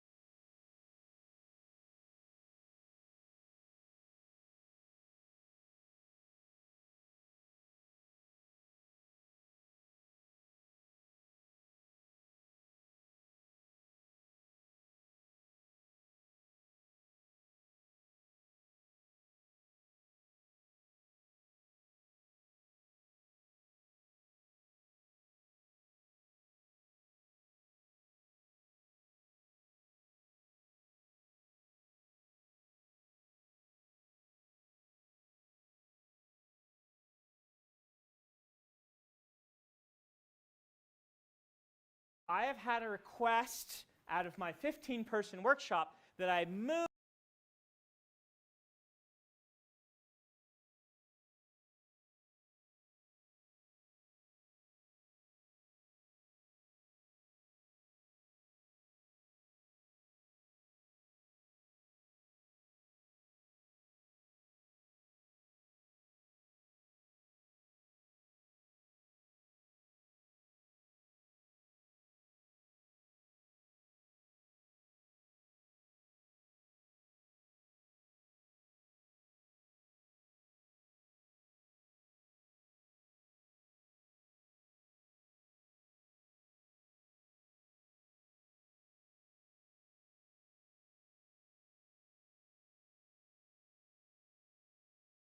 I move world building up a little bit because they're starting new stories and the world building comes up very early. So I'm going to do world building for the next 2 weeks. Isaac, Mary Robinette is coming when? 20th. Okay, so we'll have this week and next week our world building. We will then have Mary Robinette come and talk to you about short stories. Let me give you some background to what Sanderson's laws are and how they came about. Sanderson's laws started when I was knowing it was going to be published, even though I had power to the main character at like the 95% conflict, right? But you're solving proportional. This was when I was at my very using the easy, Mickey Mouse consequences. The monkey's paw story is do. He can change the color of his clothes. Yes. Now, I'm not asking the people who have read all the back material, which does move. Consequences are he dies and gets resurrected as Gandalf the White, right? You're not sure how that worked, why that worked. The consequences, you might say, wait a minute, that feels like it's removing consequences from the characters, but that's not the purpose of Gandalf's magic. Gandalf is not a tactical nuke that you're using in a specific place for a specific purpose. Gandalf is there to make sure that the hobbits feel small, both metaphorically and literally, right? That's the whole point of having hobbits in this story. Tolkien was a student of the classic epics. He did a translation of Beowulf once. And if you want to have fun thing, go read Beowulf and compare it to The Hobbit. And it very much felt like he wanted to write one of these ancient heroic epics, but put a normal person in the role of the hero. Instead of Beowulf, we get Frodo or Bilbo. And in order to emphasize that, though he gives Frodo a power that's a hard magic power, he makes sure Gandalf exists in the story to indicate this is a world of magic that is much, much bigger than anything the hobbits could comprehend, and you as readers don't need to comprehend it. These two magics work perfectly in this book, hand in hand, giving both a sense of grandness and wonder and giving a tool to the main character that he can use at certain times in clever ways to escape problems and situations, and then to have to pay for that later on at the climactic moment of the stories, where indeed the costs that he has been paying come due. Another great example of this is Name of the Wind by Patrick Rothfuss. One of the reasons Name of the Wind works so well, I won't speak about this as much, but is that he also has a hard magic and a soft magic. And by including both of those, he's able to contrast. If you haven't read the books, he's going to a magic school, and one of the things they do is they build magical devices using sympathetic magic. It's a type of magic that people believed work in our world, that like affects like, that actually works in his world, right? And the rules, it gets a little soft here and there, but mostly it's like you do this, you get this. You do this, you get this.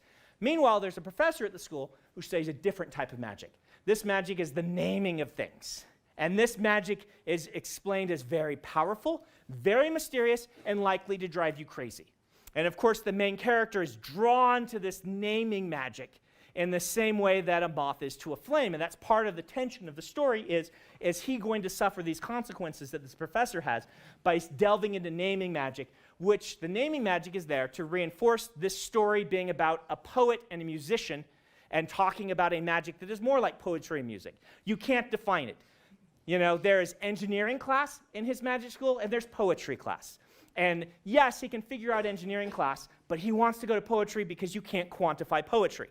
And so the two work very well in a scholarly setting as kind of showing off these two different disciplines and the contrast between them. And these two stories, you do not need to have both in your books. In fact, most books only have one.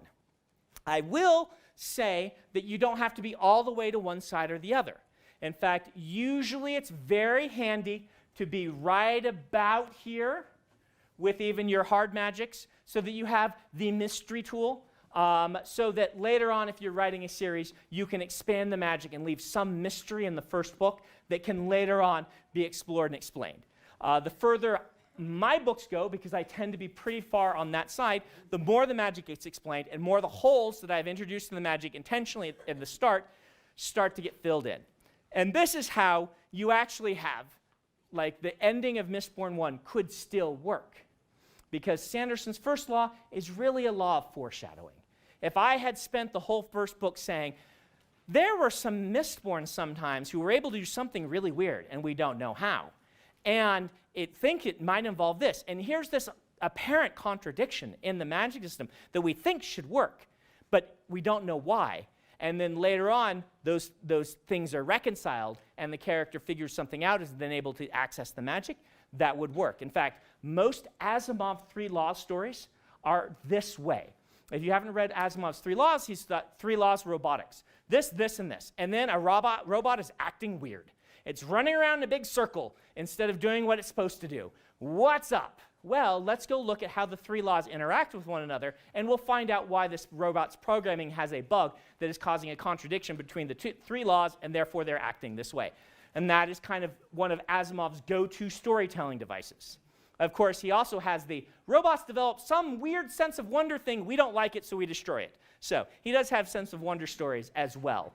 But yeah, so this is a law of foreshadowing.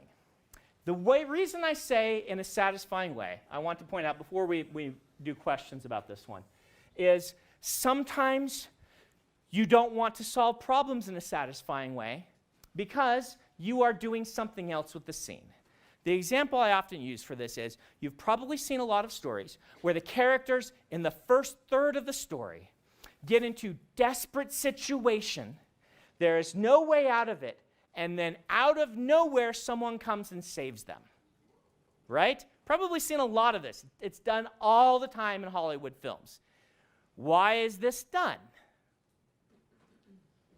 Usually to introduce this new character. That's one of the things, right? You're like, we want to have a dramatic introduction to this character.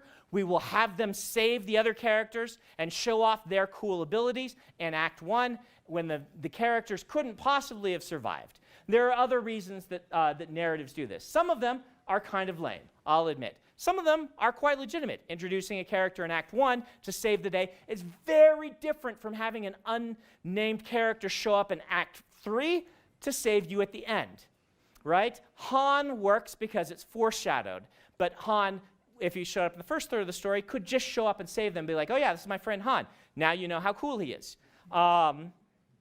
So understand that these are all tools. There's not wrong ways to do this. And in fact, Sanderson's laws, I call them laws because it sounds cool. And that's basically the format that people use. But they're not laws for you. You don't have to follow these. These are rules I made for myself to tell the types of stories I want to tell, to get the type of effect that I want to get. And they might be helpful for you to understand some sort of narrative things about using your magic systems in a story. So let me ask any questions about Sanderson's first law. Yeah? So, this could be spoilers, but the end of Oathbringer. Okay. Okay. Okay. Okay. So, I guess it doesn't have to be that specific example. Right. But how do you make an ending that is both satisfying and doesn't follow that? Right. So, when I'm talking about this, when I'm doing this right, the goal is that I am foreshadowing that something can and will happen, and that you could have figured out what was going to happen before it happens. Now, I might not always get this right. It'll depend on your own interstitial read. But when Sanderson's first law is working for me, it is you could have known and figured out what was going to happen at the end ahead of time. With Oathbringer, I would argue the answer was coming down to a character's decision. You didn't know which way they were going to decide, but you knew they could decide either way. And the emphasis is if they decide one way, something happens, and if they decide another way, something happens. The setup for this is very different based on situation. Let me explain. I've got a good story for you to explain this. And the story is the 2 Lord of the Rings films, movie 2 and movie 3. Now, movie 2 of the 3 is my favorite of the Lord of the Rings films. And part of this has to do with the defense of Helm's Deep, right? Now, in this story, what happens is characters go to Helm's Deep to defend it against an Uruk-hai, whatever, invasion, right? And they know that this is kind of one of their last stands. They're in serious trouble. The setup ahead of time is Gandalf says to them something. You guys remember what it is? Look for me at the morning of the third day. Is that what he says? Fifth day. Look for me at the morning of the fifth day. What's that? You watched it last night? So look for me at the morning of the fifth day, right? Look for me. And he rides off. The setup for that situation is, if we survive 5 days, Gandalf will save us. Now, the narrative does everything it can do to make you forget that, by showing how terrible the situation is, by making them fight to the very end of their wits and their strength and their exhaustion, right? And they are basically defeated. But at the end, they go out for a final charge, and then the sun rises. And then it plays Gandalf's "Look for me on the morning of the fifth day." And Gandalf appears. They see him, and then an army comes up behind him, right? Now, you've seen this army leave, so the pieces were there, but the setup for the characters was not, you need to defeat these orcs or else. The setup is, if you survive this amount of time, you are okay. In the third movie, this setup is not done the same way. They are defending Minas Tirith. It is set up as, if we don't protect Minas Tirith, we are doomed. And then Aragorn goes off to the ghosts. And then, as they're about to fall, Aragorn shows up with the ghosts and saves them. On a kind of strict outline basis, these two are the same. Yet in the Aragorn saving them with the ghosts, I felt just really kind of let down. I'm like, oh, okay, I guess they're okay. It's still a great film. Yeah, whatever. And in the middle film, every time Gandalf comes up over that ledge and I'm watching it, I can barely keep the emotion in, right? And when the light comes down behind him and the orcs are all like, ah! And it's just beautiful. And every time when Aragorn shows up with the ghost, I'm like, all right, we're done having fun with Gimli and Legolas bantering about who killed what. We're done with this. Okay, we're done. So I would ask you, why do I have such a different emotional reaction to number 3 than I do to number 2? And this is about promises and payoffs, right? And so, in both their Tolkien, or actually this is Jackson, because they don't happen exactly the same way in the books. In both of these, Jackson is solving a problem with an external force that is protecting the characters from the consequences that are coming toward them. But in one of them, they are promised if they can do this, they will receive this. And in the other one, they're promised, you need to survive. Oh, you didn't? Okay, we'll just save you anyway. Now, it is obviously much better done than that because it's a fantastic film, even the third one. But when I am looking for this to work, it's not necessarily that you need to understand exactly what the magic can do. You need to understand what the setup is. For instance, a lot of stories will say, I feel like if I can solve this problem with the magic, I will receive a dump of understanding about everything that'll let me save the day. And if you have set that up for the reader, if they figure out this problem and then that happens, the reader will be fine. They'll be like, yes, this is exactly what I was promised. If they fail to figure that thing out, they fail to make the decision, they fail to achieve what you've set up in your narrative for them to do, and then they still succeed, well, you're going to need some other way to make that work, and you totally can. But in that case, that's where Sanderson's first law is not really applying, if that makes sense. And again, I'm not perfect at this. So you can totally read one of my books and say, you know, Sanderson, I don't think you completely pulled it off. I don't think you did the setup the right way I needed to for this ending to work. But this is what I'm trying to do, if that makes any sense. And that story hopefully kind of explains how I view this. Other questions about this? Yeah. So, in regards to setup, how do you explain your magic in an exciting way without info dumping? Yes. So, how do you avoid the dreaded info dump? Did I tell you guys last week what I was doing with the Mistborn screenplay? No, I told the little class, didn't I? I didn't tell you guys. So I'm writing the Mistborn screenplay right now. Oh, yes. Oh. How close is it? It's not that close. Right? Basically, me writing the screenplay is not what you want to have happen. It means that I've given up on a Hollywood writing the screenplay. I'm just going to do it myself, right? I am not an expert screenwriter. I've only written one screenplay before in my life, so this will be number 2. So I'll need a lot of help to even make it work. But fortunately, I have some good help from some friends in Hollywood who are very good at screenplays, who are giving me advice. And I've done some brainstorming sessions with them. And so I'm approaching how to do this. One of the things I ran into is in the book, this isn't too much of a spoiler for the book. In the book, Kelsier takes Vin, Kelsier's the mentor figure, Vin is learning the magic, out into the mist to explain how the magic system works. And in a book, it actually works pretty well. It's like, instead of sitting her down in the classroom, he takes her out and says, all right, let's try this and experiment with this. She's like, all right, we'll try this magic power. We'll try this magic power. And that alone takes it several steps. Like, one thing you could do is include an encyclopedia entry on the magic working. That's your worst choice.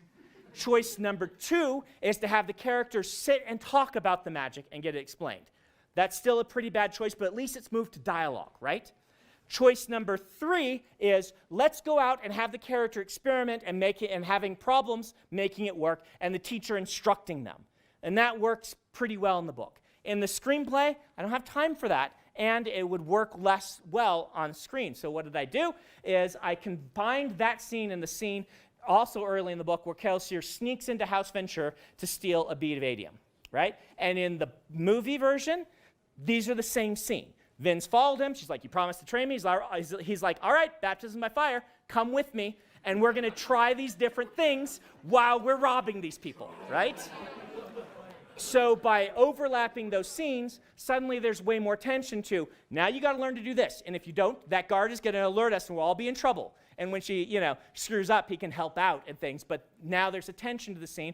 And the scene combines 2 scenes and it gets way more active and interesting because the reader's like, or I guess in this case, it'll be the viewer's like, oh, now there's some real consequences on the line to this same sort of project. So the same thing is happening, same sort of practice.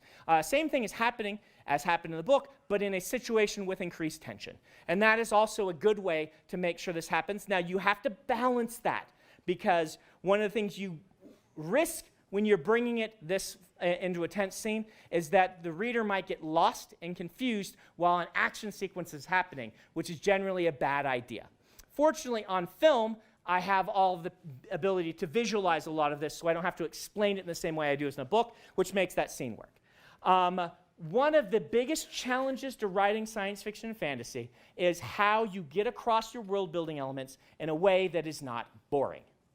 And to do this, you need to construct your scenes deliberately in a way that gives you a chance to not just show the magic working, but to show character and setting details while you're explaining the magic in some way. In fact, the point of the scene might be to explain the magic, but your emphasis in the scene should be making sure the character is interesting and you're showing as much or more about the character as you are about the magic, or at least you are providing excitement equivalent to that. So try to do multiple things at once and make sure you are keeping your focus on the character, all right?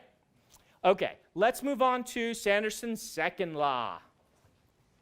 All right. So, Sanderson's second law comes about because I was sitting and thinking about powers that I put in my books. This one also kind of relates a little bit to Mistborn. And I was at a book signing at one point. I spent a lot of time thinking about what are new powers? What are new things I can put in my books that are going to be different? And someone came to me in a book signing once, and they said, hey, I love Mistborn. It's like a whole book full of Magnetos. And I'm like, wait. Oh, wait, that's just basically Magneto, isn't it? Right? Like, what are Mistborn? You take Magneto, you mash them together with, these are not the droids you're looking for, because they can manipulate emotions, not quite, but, and you've basically got Mistborn. I'm like, oh, wow, am I a hack, right? as a writer, expect that question to pop up in your head frequently. Oh no, am I a hack? The answer is no, you're not, because I don't even really like that term. If you're seeking to write stories the way that you would want to read them and enjoying your stories, you are not a hack. But there's this thing of, am I original? I thought I was original, and now I realize I'm not. Well, that's a completely different story, right?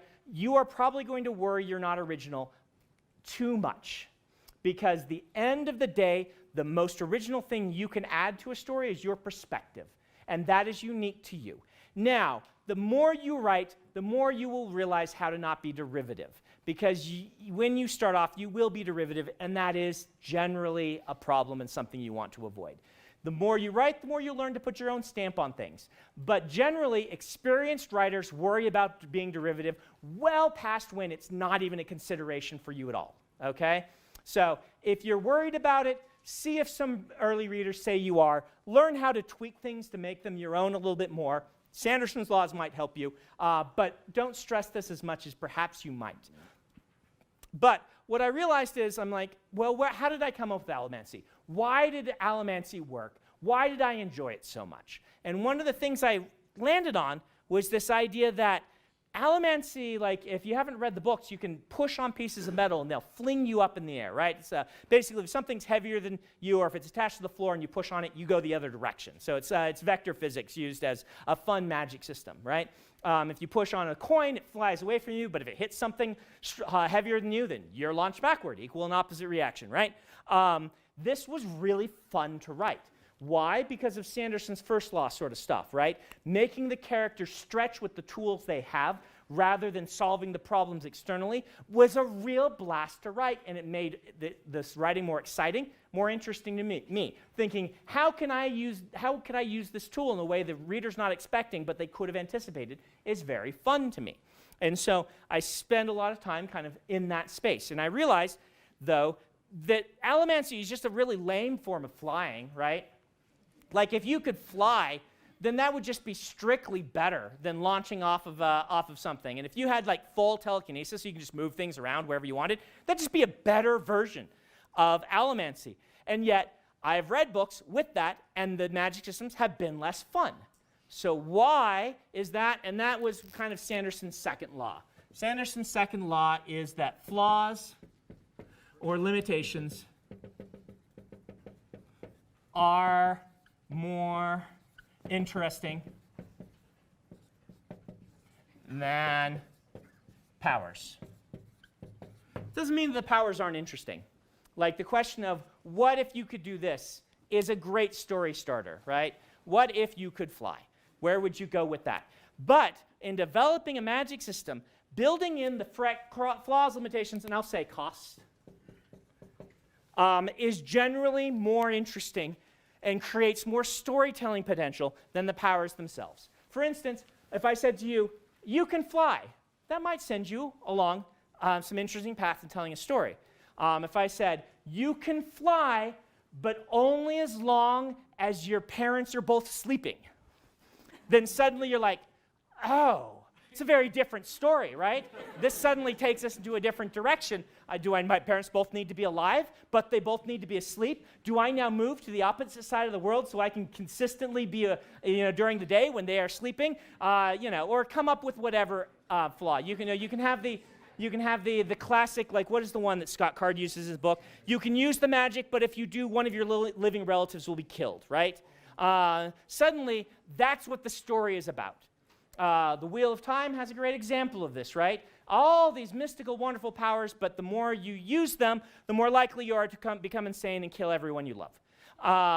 And in fact, we start with the prologue showing someone who has gone crazy and killed everyone they love, so you understand the stakes and consequences right from the get-go, which was a brilliant move. It's the same thing as putting Gollum in your story so you can see what the character will become. But the flaws and limitations and the costs are where generally your story happens. Superman has classically been a very difficult character for people to do films about. We had 1.5 really great Superman films, and then we've had several films that have had really great parts, but the authors of the films have struggled with making those Superman films click with audiences, right? And this kind of comes down to the fact that people are like, Superman has too much power, right? It's so hard to write a story. And yet I watched as a young man an entire series about Superman that I loved, and I still think is really fun, even though it's a 90s show, so it's way campy. That's Lois and Clark, right? And you'll see that Superman works really well on the small screen.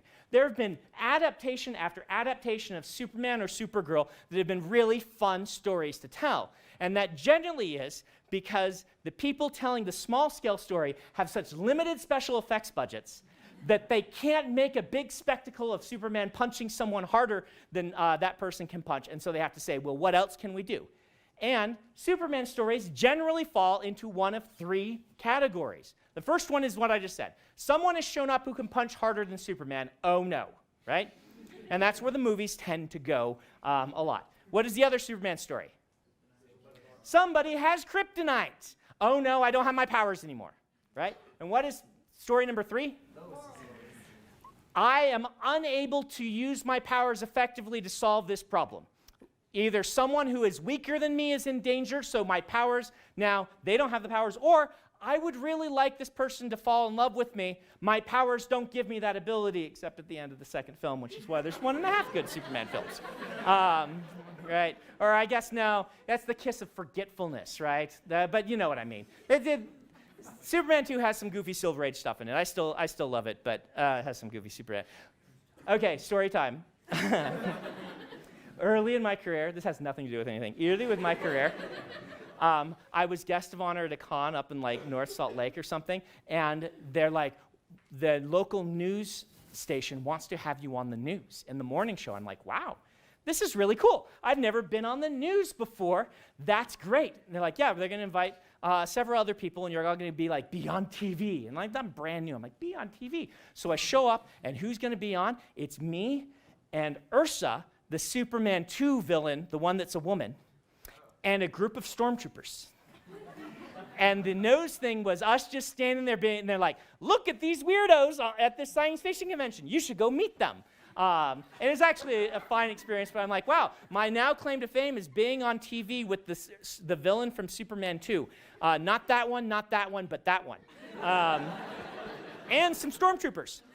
So somewhere someone has that clip of me standing there awkwardly being like, oh yeah, I guess we are the zoo has come to town and we wear stormtrooper armor. She was very nice, by the way. But that's neither here nor there. The stories that people look to tell about Superman, I think, are instructive to us because generally they are looking to tell stories about things that Superman's powers don't really influence. In fact, my favorite episode that I remember of Lois and Clark was like, there is this robot who had like kryptonite, right? And they're like, we're powering it by kryptonite, so if it punches Superman, it'll take away all his powers and stuff, right? But the whole rest of that story, this robot's here, he's dealing with something with Lois, which is really engaging and interesting because it's character relationship stuff, and his powers come into play almost not at all. They do this, they have this thing, and at the end of the episode, they're like, oh yeah, you have to go fight this robot. He's like, oh right, I can fly, and I have laser vision. So he flies up and he lasers the thing, and then he flies away, and it takes like 10 seconds, right? And that is writers who understood that Superman punching harder than something is not as interesting as the fact that he has galactic scale godlike powers but can't interact with the human world he's still just a nerd who can't make make relationships work. And that's why that show worked. Now, what does this have to do here? Well, when you're developing your magic, naturally a lot of your stories are going to err toward conflict. So they're going to err toward one of these kind of 3 stories. Either the character is not skilled enough at their magic yet and needs to level up, or they need to find something that's not working in the magic and fix it so that they can then use their magic the correct way, right? Or the magic is not working right now. What do I do? Or the magic can't solve this problem. It can maybe help me with the surrounding things, but I need to then find a way to solve this problem using my other attributes, not just my magic. And those are going to be your 3 paradigms for telling stories about the magic. There are others, but those are kind of the 3 catch-alls. And all of those kind of deal with this idea of your flaws and your limitations are a big part of why those stories are working. So I view these 3 things as kind of three different things, and they're just my definitions that we'll talk about, but I also view them as kind of larger storytelling rules. Just like the first one's really a rule of foreshadowing, this is kind of about your characters also, right? Your characters' flaws and their limitations and the things they're willing to do and not willing to do, and the costs of certain actions are where your stories are going to happen about your characters. Flaws basically are things the character could change, or things, the magic you don't understand yet, and with more application of effort or character change you will be able to fix. For instance, I will see a flaw as, in Elantris, the whole story is about a flaw in the magic. The magic stopped working 10 years ago. We don't know why. People used to get divine powers. Now they get cursed for eternity, right? And they become zombies. And the whole story revolves around there's a flaw in the magic and we don't know what it is. Something's broken, right? And that flaw is what I build my whole story on. But in a lot of stories, there's also this flaw of we don't understand this part of the magic, or you are not good enough at the magic yet to do what you need to do. You need to practice. If the character applies themselves, if the people apply themselves, there is a solution to this problem somewhere in the narrative. Same sort of thing with a characterization thing, right? A flaw in your character is doesn't trust people. Your character has good reasons for not trusting people, but they really need to learn to trust their thieving crew because these guys are actually good. And through the course of the story, you're going to learn to trust again so that you can actually have a relationship with this guy you're falling in love with. And that is, Mistborn's theme, right? There's a flaw in the character. That doesn't mean, again, the character is responsible for that flaw. Sometimes life has beaten people down, but it is something you can work on and fix. A limitation is different for me, both for a character and a magic system. A limitation of Allomancy is you can push and pull only directly away from yourself or directly toward yourself, center of gravity or center of mass, whatever.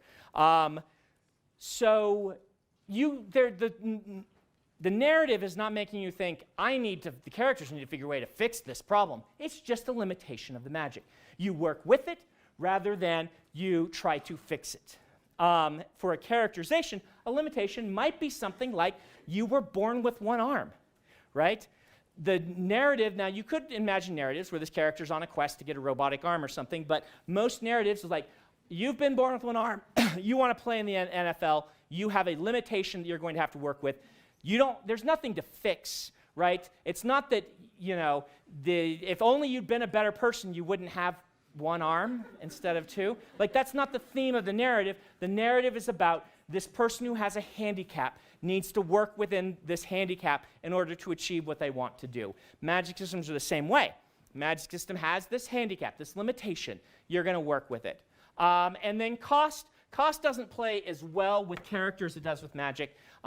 It's just kind of a good rule of thumb to ask yourself, what is your magic cost? But you can also deal with this in character by saying, if character takes this action, what is the cost to them emotionally, physically, mentally, these sorts of things. You can set up that if character makes this decision, it's going to be very difficult for them and cost them something, and that's really good tension. The same way with the magic system. The magic system where if you have this magical power, but every time you use it, one of your next of kin dies, that is a really steep cost. And you can vary these costs depending on how much you want the magic to be used and what your role of the cost is in the magic. A lot of times, and this is just fine, but a lot of times magic systems will write one of the costs as being equivalent to the bullets in a gunslinger's gun. It costs using this resource, and the character will run out of it when it's dramatically appropriate that they do. Stormlight, that sort of thing. Very common to use a cost like that with the magic. The reason that those sorts of costs are fun is because they can add narrative tension, but also you usually can tie them into the economy, really interestingly. And you have a legitimate reason if you want to tell story number 2, character doesn't have their powers. You don't have to invent a reason why they don't have their powers. You just deny them the resource. And now getting the resource can become part of the narrative where you can set up your story as, if we can get this stuff, then I can solve the problem. And then, of course, you're really telling, generally in those cases, a different story about the character's journey, and the getting the stuff just becomes a MacGuffin for the plot. But it leads to a very useful method of being able to tell versions of story number 2. with the magic. But it also can tie things into it economics, and you can add a social dimension to it in that case where rich characters are able to use the magic more. Wow, theme. And so there's all sorts of things there, but you can also come up with very strict costs, which themselves can be really fascinating stories. You have 3 wishes. You're going to make all 3 wishes, but they're all going to go wrong, horribly wrong in some way. Go. Well, okay, we have a very strongly limited magic that also is leading to a horror story, right? And so you can vary the cost to depend on how you want your story to go, but a lot of times your story is going to be about your flaws, limitation, and costs either in character or in the magic system. Any questions about rule number 2? So with like limitations, like not being good enough, how do you do a story about that versus like something about like if they don't have enough of the resource? So it depends on the type of story you want to tell. It kind of depends on the character arc the character's on. If the character arc is, you need to get better at this, I frame it in the story as a flaw, not a limitation. I narratively structure it as, if the character will do X, Y, and Z, they will overcome this ignorance that they have and be able to succeed. Usually you tell these stories in the, I showed up to fight Darth Vader, and guess what happened? I lost my hand, and now my entire, my entire world is shocked. I'm going to go train some more so that next time I can fight Darth Vader. And I'm going to train in a way that isn't just about battling the sword. I'm going to train a way that I use the revelation. So that 3rd movie works because a flaw has been overcome in Luke, where he realizes that just slamming his lightsaber against Darth Vader is not the way to win that battle. But it could also be couched as a limitation. I used this one in The Arithmetist. In The Arithmetist, certain people have magic, certain people don't, and someone who loves the magic doesn't have it.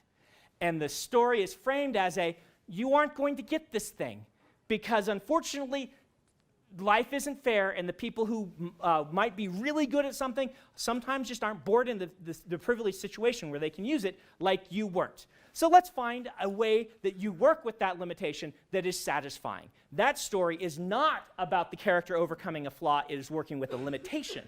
And I tell very different climaxes for those 2 stories, even though they're basically about the same thing, right? So that would be my response to you. What do you want the character's journey to be? What do you want your climax to look like? How do you want your stand up and cheer moment or your sit down and cry moment to feel? Right? Yeah. Yeah. I'd like your opinion on low costs that make a character more quirky.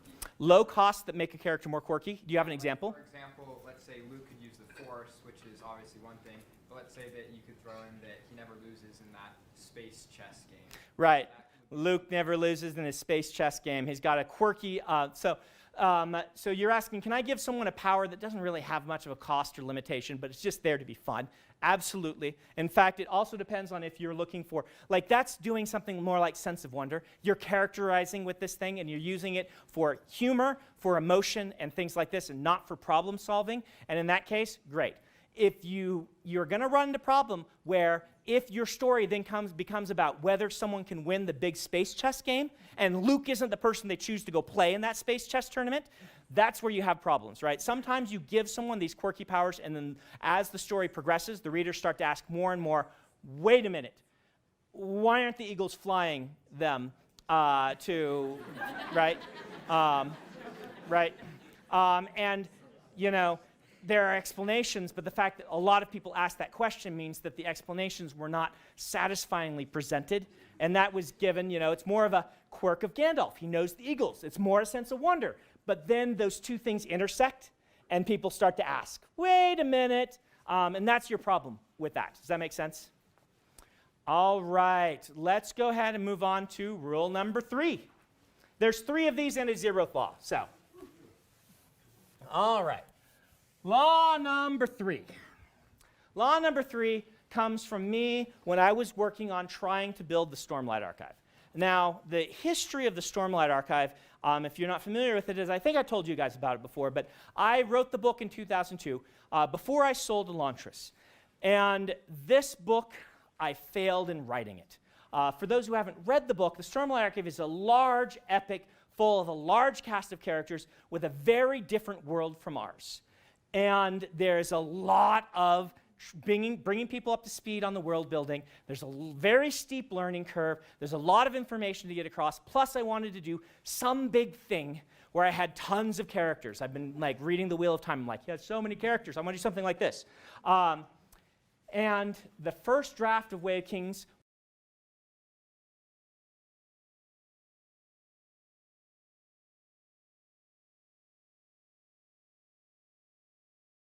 controls how shiny or smooth the surface should be. We have displacement, which you can affect how the waves look in terms of, I mean, you can asset today, so make sure to add this to your assets and import that into Unity. You will get the simple water shader for by Ignite coders, and it'll come with some prefabs, resources, and demo. I've just opened up the demo scene here, and we're going to just test this out and use this here, and I'll show you the different settings and the way that you can use this. So be sure to throw a like on this video because it would really help me out, so thanks so much. So at the demo scene, by default, it doesn't actually have these cubes. I've just put these in to simulate how you can look at things that are underneath. So it does come with a water plane, which has got the material, which is the shader graph water shader with various different settings, and it does come with a water reflection camera, which does the reflection to be able to take into account objects and reflective objects for render textures. In the settings, it does say to enable depth texture if you want to take into account transparency. So if you want to do that, you can go into your project settings in the project tab and go to your universal render pipeline, high, low, or medium, and you can just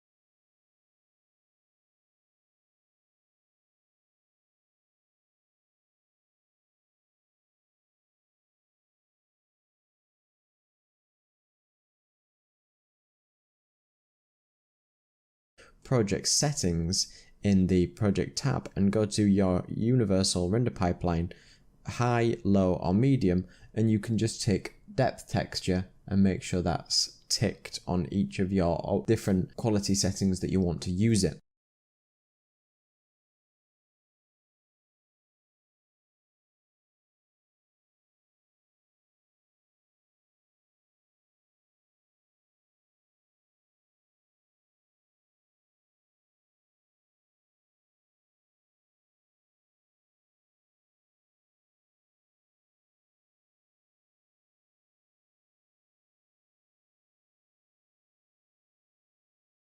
And when you select on your water, like this light blue ocean water that we've got here, I'm just going to select my object, and you can see that when we push this under the water, we can still see the object underwater due to transparency. You've got a bunch of settings where you can have the deep water color, you can have the shallow color, where it's when it's closer to any given object that you can see. As you can see that when we pull our object up, we get the different